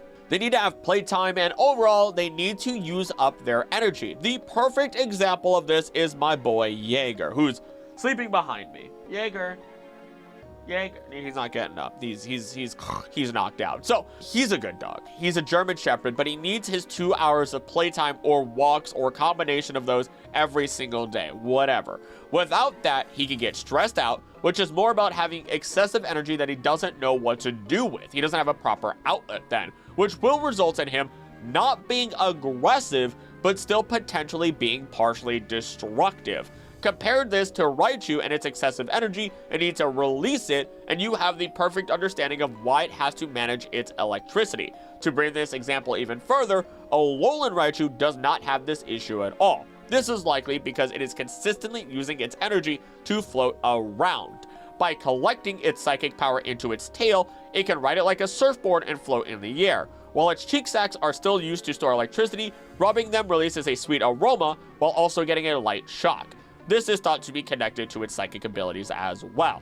So you can finally erase your conscience in regards to evolving your Pikachu, as it is not harmful to do so as long as it can release the energy it needs in a healthy manner. Magneton turning into Magnezone is an incredibly weird case. It also only evolves using the Thunderstone from Generation 8 onwards, which we can apply to the known info that electromagnetic energy is how they would have evolved originally. But let's look at the key differences between these two Pokemon beyond the fact that they are now permanently fused together. Magnezone can be very aggressive and territorial, although it will rarely attack without provocation. And while Magneton does not state a behavior, it is safe to assume that it would have a behavior similar to that of Magnemite, who is stated to be a Pokemon that does not have an interest in attacking others and will instead prefer to momentarily paralyze anybody who tries to assail it before running away to safety. Only when it is cornered, truly cornered, is it noted to more often attack back. So by understanding this, we can already see Magnezone already has a change in behavior to be more aggressive. To add to this, we have more info that is neither a positive or a negative, at least for now. It flies through the night sky as a Magnezone, often mistaken for a UFO sighting, though it seems to be receiving and sending signals from an unknown source and an unknown purpose. This leads some people to believe that Magnezone came from outer space and that it might be controlled by unknown beings. It does have the same radio antenna on top of its head as we do see with Dusknoir, so who knows? Maybe they are receiving the same orders. In fact, space and the heavens themselves are often tied together or seen as the same thing in a number of different pieces of media. This is extended as far back as Dragon Ball Z in terms of popular media and goes even further. This is shown through Goku dying, traveling along Snake Way in heaven, and visiting King Kai. But even after being revived, he is able to move through space and travel to King Kai's planet without having to die again. We can double down on all of this, as Dragon Ball was inspired by Journey to the West, and as I was streaming my research for this, an audience member by the name of Memento Mortem brought the following to my attention. In Eastern religions, since the Great Star of Venus is a member of the Jade Emperor's heavenly retinue in the original Journey of the West, and with Pokemon being Eastern in terms of its origin, we can safely assume that yes, Dusknoir and Magnezone may very well be getting instructions from the same source. And as a final part of the speculation, maybe Magnezone is the middleman and is able to transfer the signals from the heavens to Dusknoir. So it's kind of a toss-up whether or not this harms our Pokemon here, and I'll leave that up to you to decide. A brief exception to the evolutions are all safe idea would potentially be if you consider Jolteon's following information as harmful. It is capable of launching its fur at enemies when agitated or startled, and the charge is so powerful that it can remain on the shed fur for a long time. It is most often seen in cities and towns under the ownership of trainers. However, its high-strung nature and tendency toward mood swings can make it difficult to train. So take that as you will for the mood swings. This could just be due, again, to the high or incredibly high amounts of energy that surrounds this Pokemon, because Jolteon can also generate low-level electricity in its cells, which is amplified by the negative ions it gathers and generates in its fur, allowing it to discharge 10,000-volt lightning bolts. I will say, this reminds me of the idea as to why you don't want to put a bell on your dog or cat, especially cats, as the constant sound from it ringing can cause them to feel incredibly stressed. So instead of a bell in this situation, imagine you are constantly hearing the crackling of lightning energy because your fur is just gathering negative ions. You are a walking static shock at all times. So you would probably get a little bit moody or easily agitated if that were you.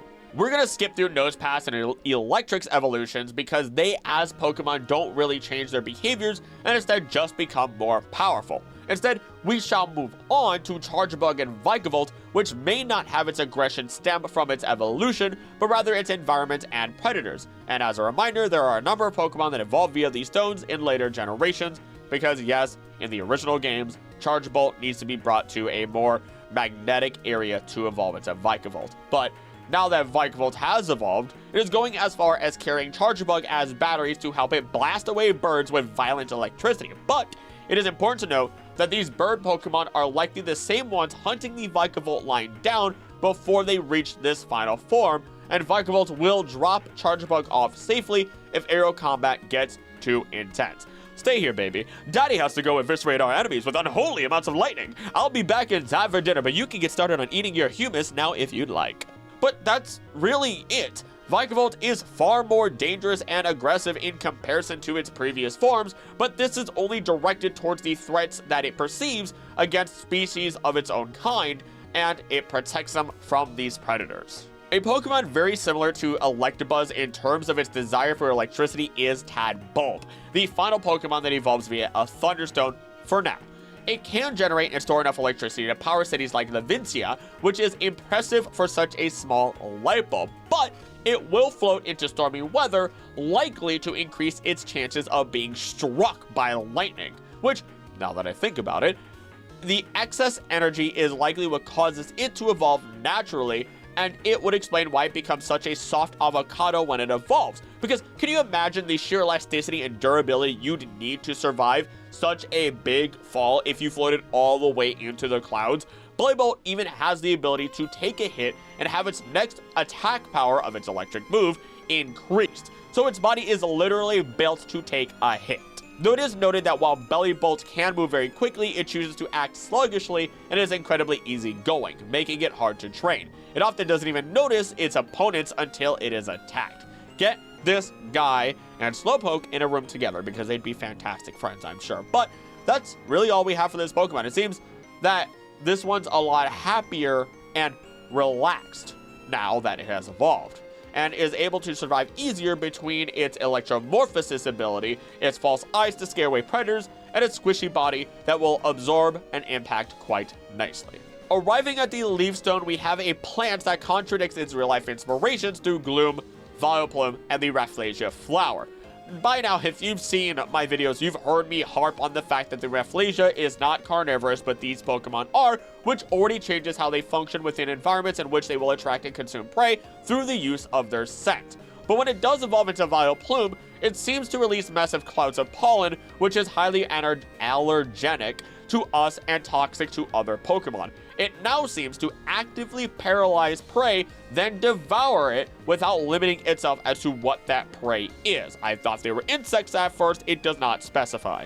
None of this seems to hurt or really change anything regarding Gloom as it evolves. It's just reached full maturity and will now spread spores in order to reproduce, as it will release heavy clouds of its toxic pollen.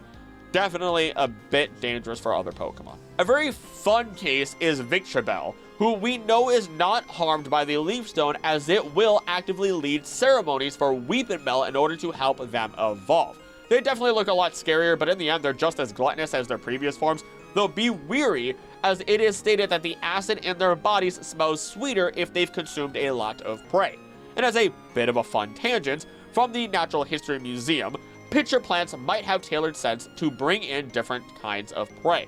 While species focusing on bees produce more floral odors, those focusing on fruit flies make fruitier smells. The researchers suspect they could be targeting their specific insect prey. And it seems like there was just a burst of knowledge about this in 2023, where there were scientific investigations left, right, and center as to whether or not these plants, amongst many others, even emitted a scent regarding our carnivorous plants, which is insane to me, because it was just never fully investigated, or at least published, until 2 years ago, almost 3 years ago at this point. It's wild. This is also the perfect time for me to say that when I feel like this channel gets large enough and I feel comfortable with your support, I would love to have a second channel dedicated to real life science.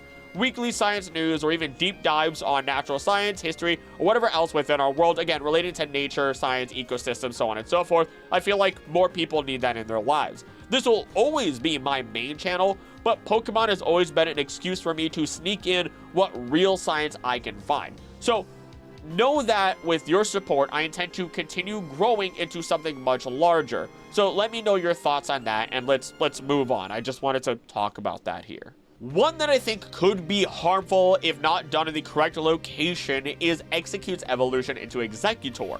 This is because we can safely assume, due to ancient murals found in Alola, that Execute originates from Alola and was transported throughout the world, similar to the history of the real-life coconut from its number of different locations. By taking it away from its preferred habitat, it receives less sun, less nutrients, and when you slam down a leaf stone onto it, we result in the incredibly stunted growth of the Execute found elsewhere. You versus the guy she tells you not to worry about. Now, this all goes as far as even, sorry, that made me giggle now. Now, this goes as far as even changing the typing of the Pokemon, no longer bearing the dragon portion and instead having a psychic typing instead. This doesn't seem to be detrimental towards its survival at all. It's just a new method of fighting back and adapting against anyone who may try to hurt them or their home. The one thing that will always weird me out is that 6 Executes become 3 heads of an Executor, 4 if it's the Alolan form, and if one of those heads fall off, they can't return back to the tree. They just roll around and find other Executes that have fallen off so that they can form a little family again. By these standards, this Pokemon should be at a constant decline, but it is purely in the plant's egg group, so it's gotta be throwing its seed all over the place to make up for that loss, or else I'd expect them to go extinct. In conclusion, making it evolve in the wrong conditions could be harming it in some capacity since you are potentially stunting its growth, but it seems happy anyway, so whatever. Another strange case on our hands is with Hisuian, Voltorb, and Electrode, which doesn't have all that much information to work with, other than it becoming more powerful and looking angry as an Electrode now. But what's important to note here is that we are using a Leaf Stone to make it evolve, while the surface of this Pokemon is noted to be similar in composition to an apricorn. By comparison, when we look at the original Voltorb, we find that it was first discovered in the facility in which modern Pokeballs were invented. Add in the idea that we don't truly know what's inside of either of them besides a few seeds seen inside of Hisuian Voltorb, and our mystery deepens. This is what I speculate the Hisuian form reveals to us, is that the real Voltorb and Electrode are a creature that exists as a mimic of sorts, or something that resides within the orbs that we cannot see and hides inside what we can see. This would explain why they are so willing to self-destruct, because the form that we do see is nothing but a protective shell that they can move around from the inside, like a hamster inside of a ball. And by using the Leaf Stone on the Hisuian form, we just expanded the ball further. We helped the apricorn grow. Not really sure how that translates into the original Voltorb and Electrode, but it wasn't a perfect theory to begin with. Think of it like a potential jumping point for further questions and analysis, as a lot of this stuff ends up being sometimes. Nuzleaf turning into Shiftry is interesting because not only does it break the myth that is stated about Shiftry, but also creates a Lorax of the forest in which it resides. Nuzleaf itself will only frighten people or warn wandering intruders to leave its tropical forest, playing music that instills unease into people, but when it evolves into Shiftry, it becomes a guardian that some might even consider to be a bit wrathful. It is said to be a wicked, mysterious, and very rare creature that lives atop ancient trees in deep tropical forests. It arrives with freezing winds and is feared by people as the guardian of the forest. I just now realized why it gets Hurricane as a move, and it's really cool. It lives in a tropical forest where it's hot, and it brings in cold air. Warm, hot air, cold air. Phew, that's awesome. Sorry, that's just the mind blow there. It gets it at level 1 evolution, basically. Either way, it is said that when Shiftry does this, the winter season will arrive. It can read an opponent's mind and then take preemptive action. Pretty sure more hurricanes happen from autumn leading into winter. I'm pretty freaking sure. I used to live in Florida. I should know these things for sure. That's actually way cooler than I thought. Now, those are some pretty big power boosts there anyway, but the myth that seems to be broken by this evolution stone is folklore states that Shiftry was once an evil bird Pokemon before its wings and beak were replaced as punishment for its misdemeanor.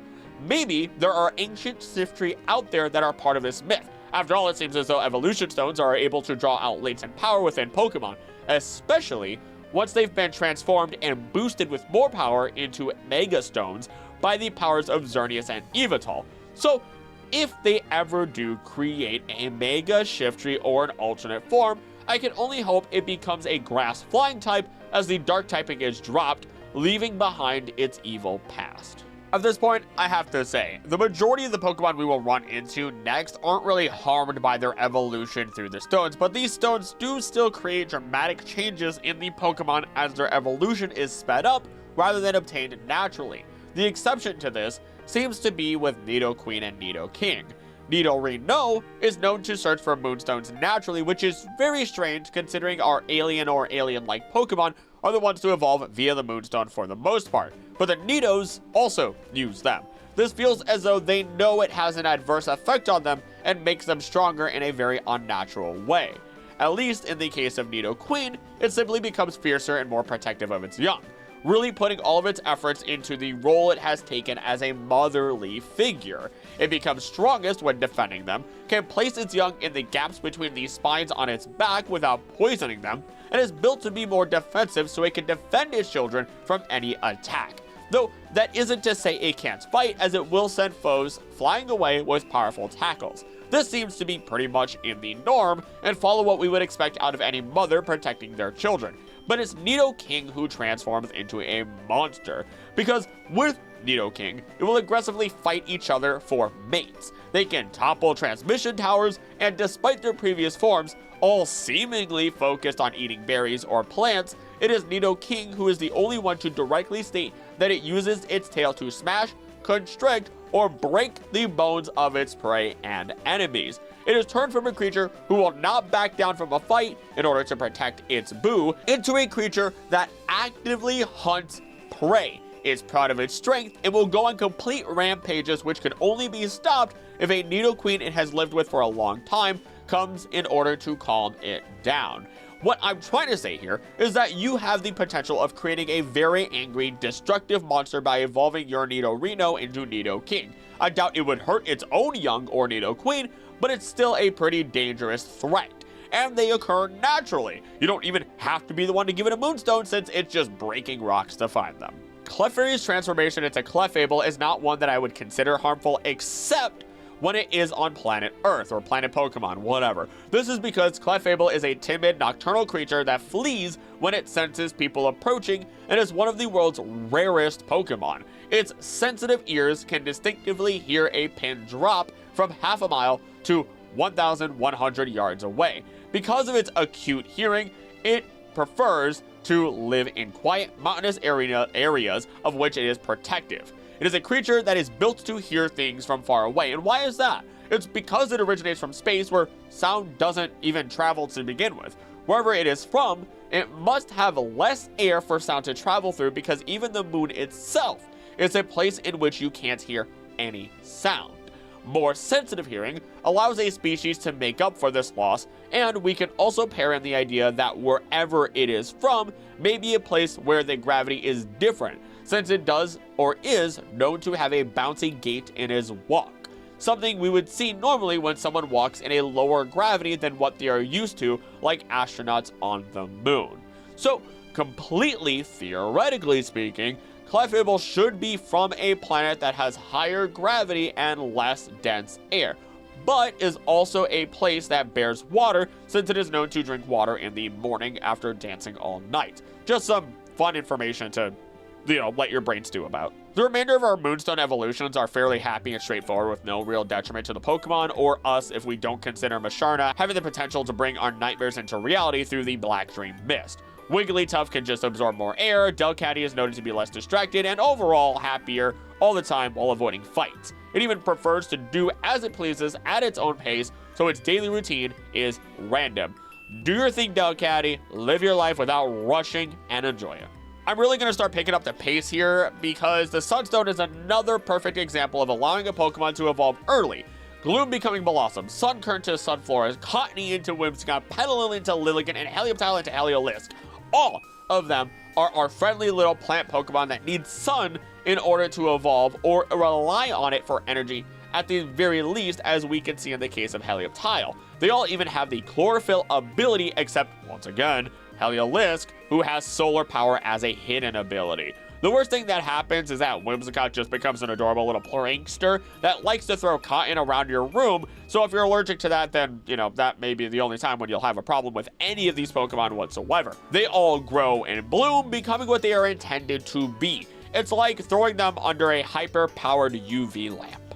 The Shiny Stone is also known as the Stone of Light, and considering its separation from the Sunstone and the Pokemon that it makes evolve, we can consider it to be something that may even represent purity. This is quickly evident through 3 of the 4 Pokemon present, as Togekiss is only present in times of peace, Cinccino is so clean that its fur even repels dust and prevents static electricity buildup, and Florges creates guardians that are rumored to heal both the body and the spirit of others. All of these are positive evolutions, but then we have the final Pokemon I had mentioned in my intro, who is Roserade. Roselia's aroma brings serenity, but the thorns on its head contain a vicious poison. The more healthy it is, the more pleasant as far as aroma. It shoots sharp thorns at anything that tries to steal its flowers, and uses different poisons in each hand when it attacks. And it lives in grassy areas where it drinks nutrient-rich spring water. Now, this is important to have read, because this is something that is also consistent with its first form, Badoo. The idea that the purer the water and the cleaner the environment that Badoo is present in, the more potent its poisons are. But for some strange reason, once they finally evolve into Roserade, they are known to lure prey with a sweet aroma, and the more toxic its poison is, the sweeter the aroma becomes. It even goes as far as explaining that it will use its poison whips to poison, bind, and finish off prey, something that is not even hinted at in its previous forms. The closest we get is that if one were to try and take the flowers of Roselia, it would retaliate and attack the offender, but it states nothing about taking them as prey. I even tried looking into real roses, but there's no concrete scientific explanation that I can find that ties real life to this Pokemon. So if there's a botanist in my audience, please help me understand what I might be missing here. Otherwise, while once again the item itself is not harmful, it does make another dangerous Pokemon. our Dusk Stone creates some Pokemon that could be a bit more on what we might consider to be the evil side. For example, when Murkrow evolves into Honchkrow, it becomes a Crow mob boss, forcing Murkrow underlings in flocks large enough to blot out the sky in numbers as minimum as 100 to collect food for it. It will never forgive any failure or betrayal of its underlings and will act against any underling that does so and hunt and punish them. And when it says hunt, it is pretty safe to say that they actually would eat the Murkrow if it felt the need to.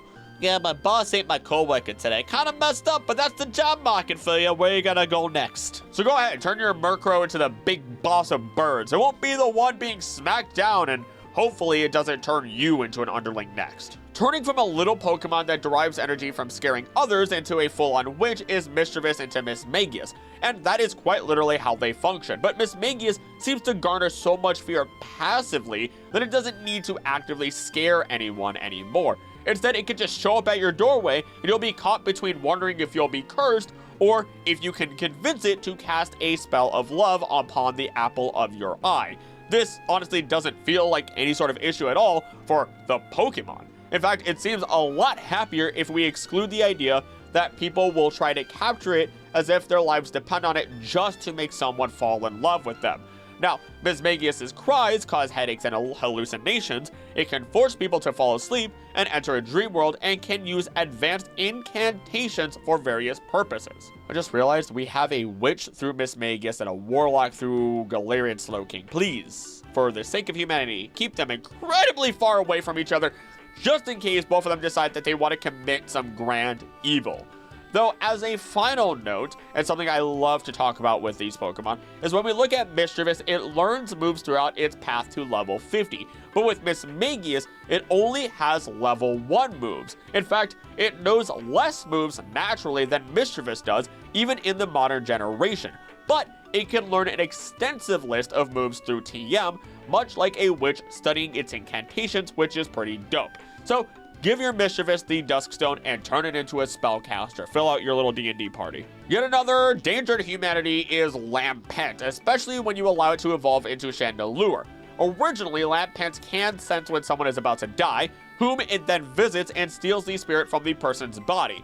Though, most often found in deep forests, it quietly wanders through cities and hangs around near hospitals to absorb the spirits of the fallen. It also pretends to be a lamp while in the cities, and because of this, it is feared as an emissary of death. It uses the spirits it has absorbed to fuel its fire. Can you imagine lying on your deathbed, peacefully surrounded by your loved ones as you are accepting your passing with a smile, only to look out the window and see a Lampent just hanging around?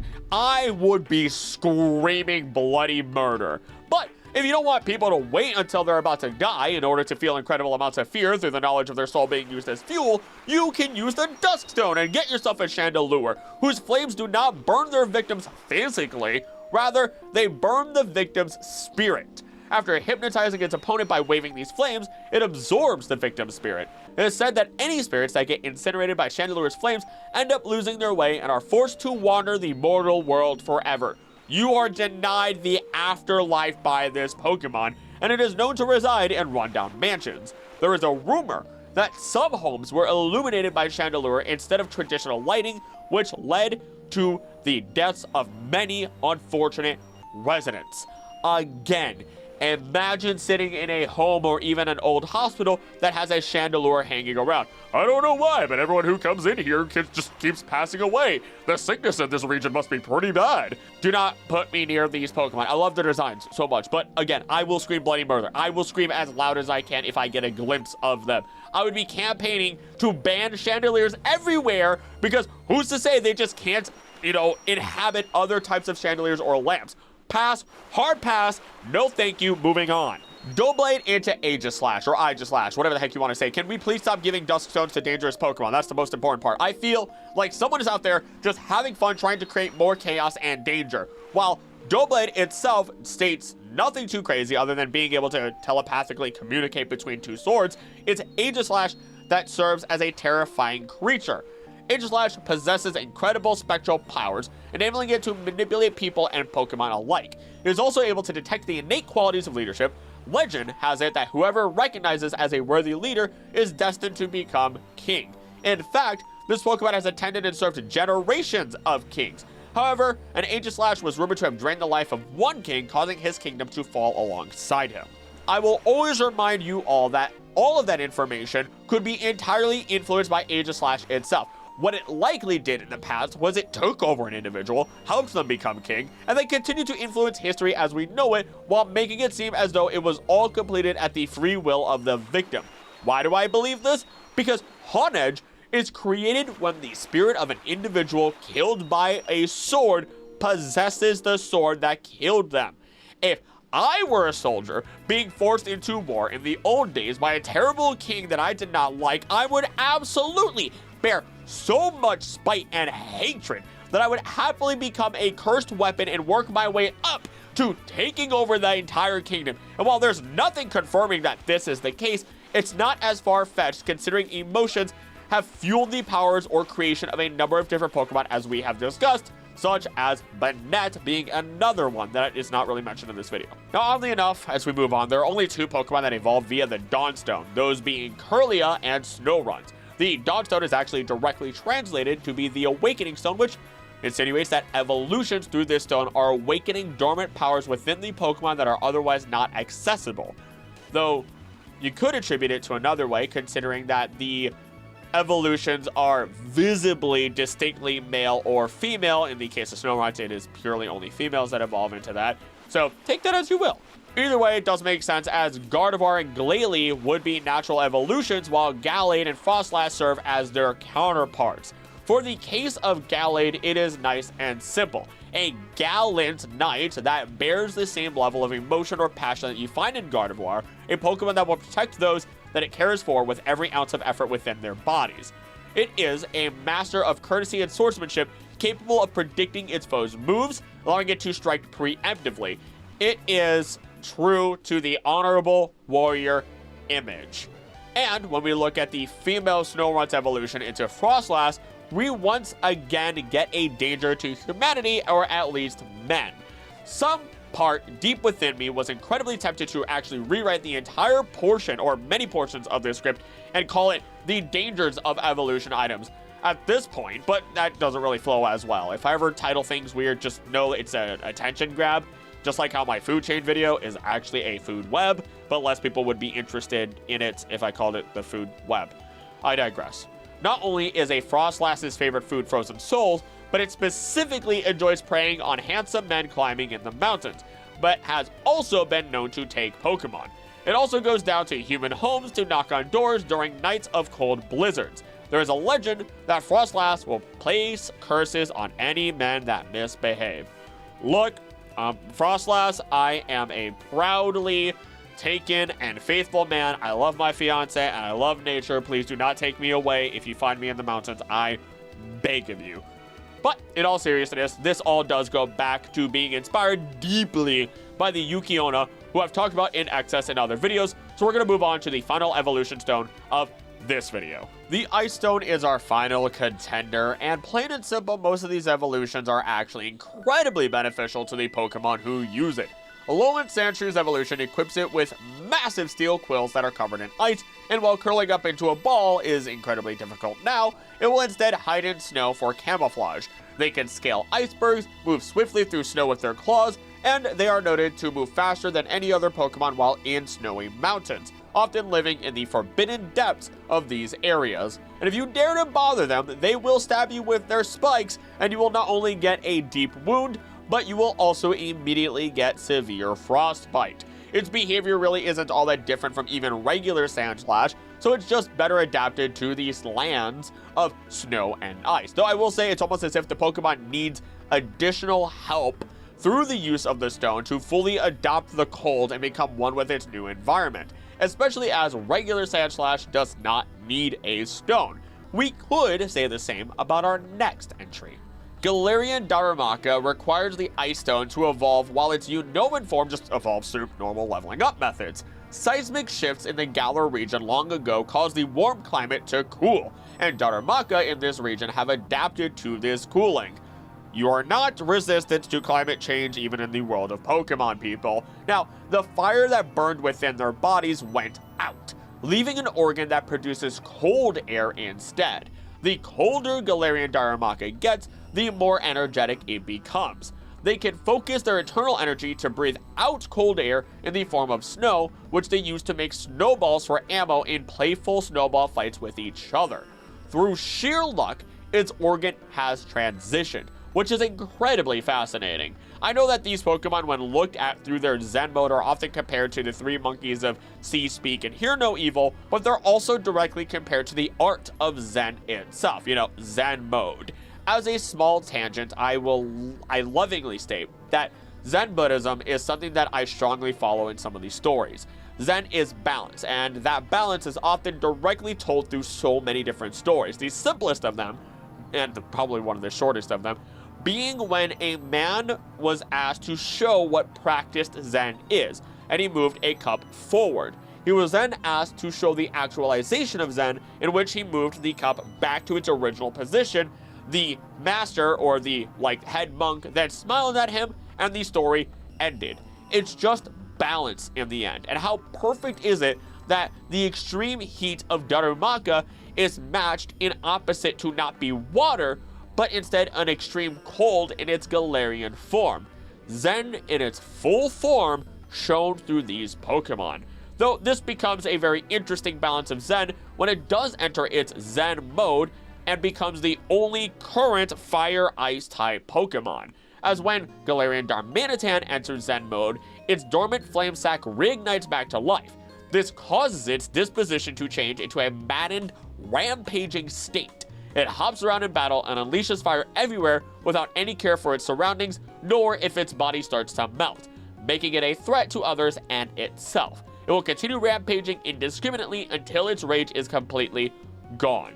Otherwise, your regular Galarian Darmanitan serves no threat to itself. You just might want to avoid giving it an Ice Stone to your Darumaka if it has the hidden Zen ability, which I'm pretty sure is just supposed to belong to a specific line of Darmanitan that go back to ancient times. Citadel and Cetitan. I'm honestly not even going to consider the funny evolution of Crabrawler into Crabominable. The Ice Stone only started working on it from Generation 9 onwards, which is a strange thing considering we have Glaciado Mountain right there. But to finish our list of Pokemon, we do have Citadel, who needs that freezing cold energy of the Ice Stone in order to force it to evolve into Cetitan as it adapts to an even more extreme cold.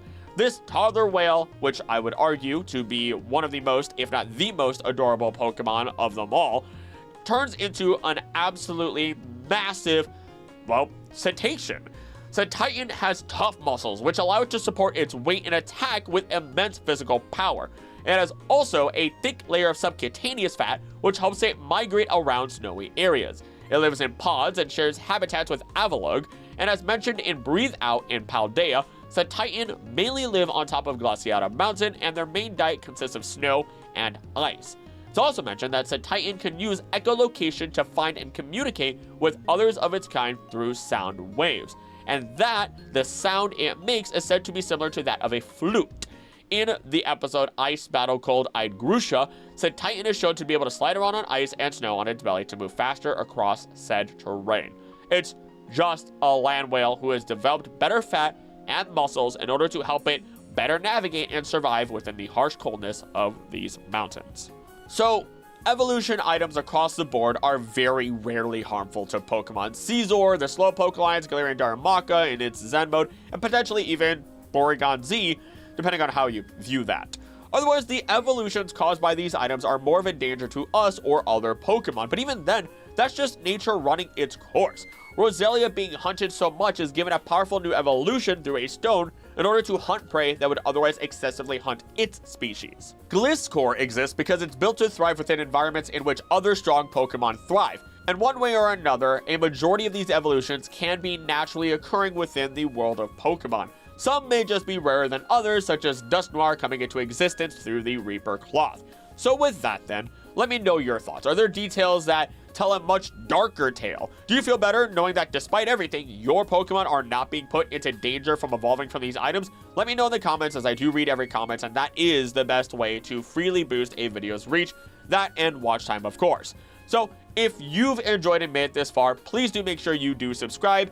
And if you'd like to go the extra mile, become a member for as little as $3 a month, as you get perks such as hearing your name shouted out at the end of every single video, like right now. A thank you to all of our members, starting with the Gods of Home, Cruel Fantasy 14, Heals for Life, Biggins, Fatty, Nick, Buzz, and Summer, and then all of our champions, Andrew Murphy, Wisconsin, Joshua Biggins, Wilson, then the Knights of the Court, Crumbo, Double, Shiny Gem, Serapis, Voice, Mothra, Man's, Betty Lemon, Fix My Nitrogen, Cruel Fantasy 14, Plow, Muse, Art World, Eddie Stone, Allen, Heals for Life, Blue, Dowlink, and Warren Hempful, then all of the Wanderers, Gaming Roots, Big Brick, Mace Breaker, Rainbow, Hungry Go, Malachi, Selmaki, Saffron Green, Clark, GA, Zoomir, Gaia, Joe Knows, Not That Important, Melly versus the World, Zathar the Anime King, Daniel Tube, E. Rick Rips, Michael Gibbons, Brian Millie, Jers, Mr. Diagonal Yips, Ray Mulrian, Lay, Sir Casual Girls, Hyrule Skibidi, Ariana Scobie, Night Owl, 707, Ezra Apollo, Cynical, A23, Soren, Ruthless, Hauser, Evil Chan, The Coppersmith, J. Gale, Ruby, Sophie and Kai, Lucky Charms, Bobs, Elizabeth, Chris P. Bakken, Elendo, Teguesta, Elijah Tidwell, Tyrone Jones, Beware, Blaine Court, Switch, Mike 626 Gaming, Michael Manassian, Nicole Manassian, I messed that up so hard. Kristen, Sandwich Boss, Emmy, whatever this is, Benny, Samara, Max Supreme, Disforty, Emperor, Michael Stein, Alone of him, Lost Wisteria, Medico TH73, Smirkalicious, Sydney, Hauser, Abdallah Alati, there's letters there to Marco, Professor Bond, Miss Zorwa, Dakota Couch, Brad Sundhammer, Drixel, Carl Jean, Hunter Al, Hassan Kasama, Rebecca Cuddle-Hune, Jappy W, Memento Mortem, Corin, Marcy, Edward Kasowski, Fenica Fox, Edward Freeberg, Hi, Addy Cadabra, King Pie, Jack of Frost, Rescue Tsunami, Addy C, Jacob Square, DJ Monk 23, Squidwater, Rise Smith, Gamer, Bad Dragon, HSJ, M Star S MD Horse with the Cocktail, Hey Bill, Yeet, Salumio, Gwendolyn, E Scanner 772, Andrew Frost, Big Anonymous, Summon, Sloth, Knock, Nguyen, Ian Ray, Big and C9, Coral the Cobb, Unseelie King, Betty Creeper, Siri John, Jojo, Thavorian Skies, Daniel Tracy, Garrett Hoffman, Rosiv, Dylan Peters, Malachi Burkhardt, Scott Carlisle, and otherwise it. Thank you all for being members of the channel. I'm dying. I'm still sick. For the love of God, I probably shouldn't have done that, but I do it for you. Check out another video. Go watch an ecology video. Thank you for supporting the channel. I'm gonna go take the medicine. Thank you. I love you. And as always, don't think I want to do what I'm going to do. Please be nice to each other. Love you. I'll see you next time. Bye.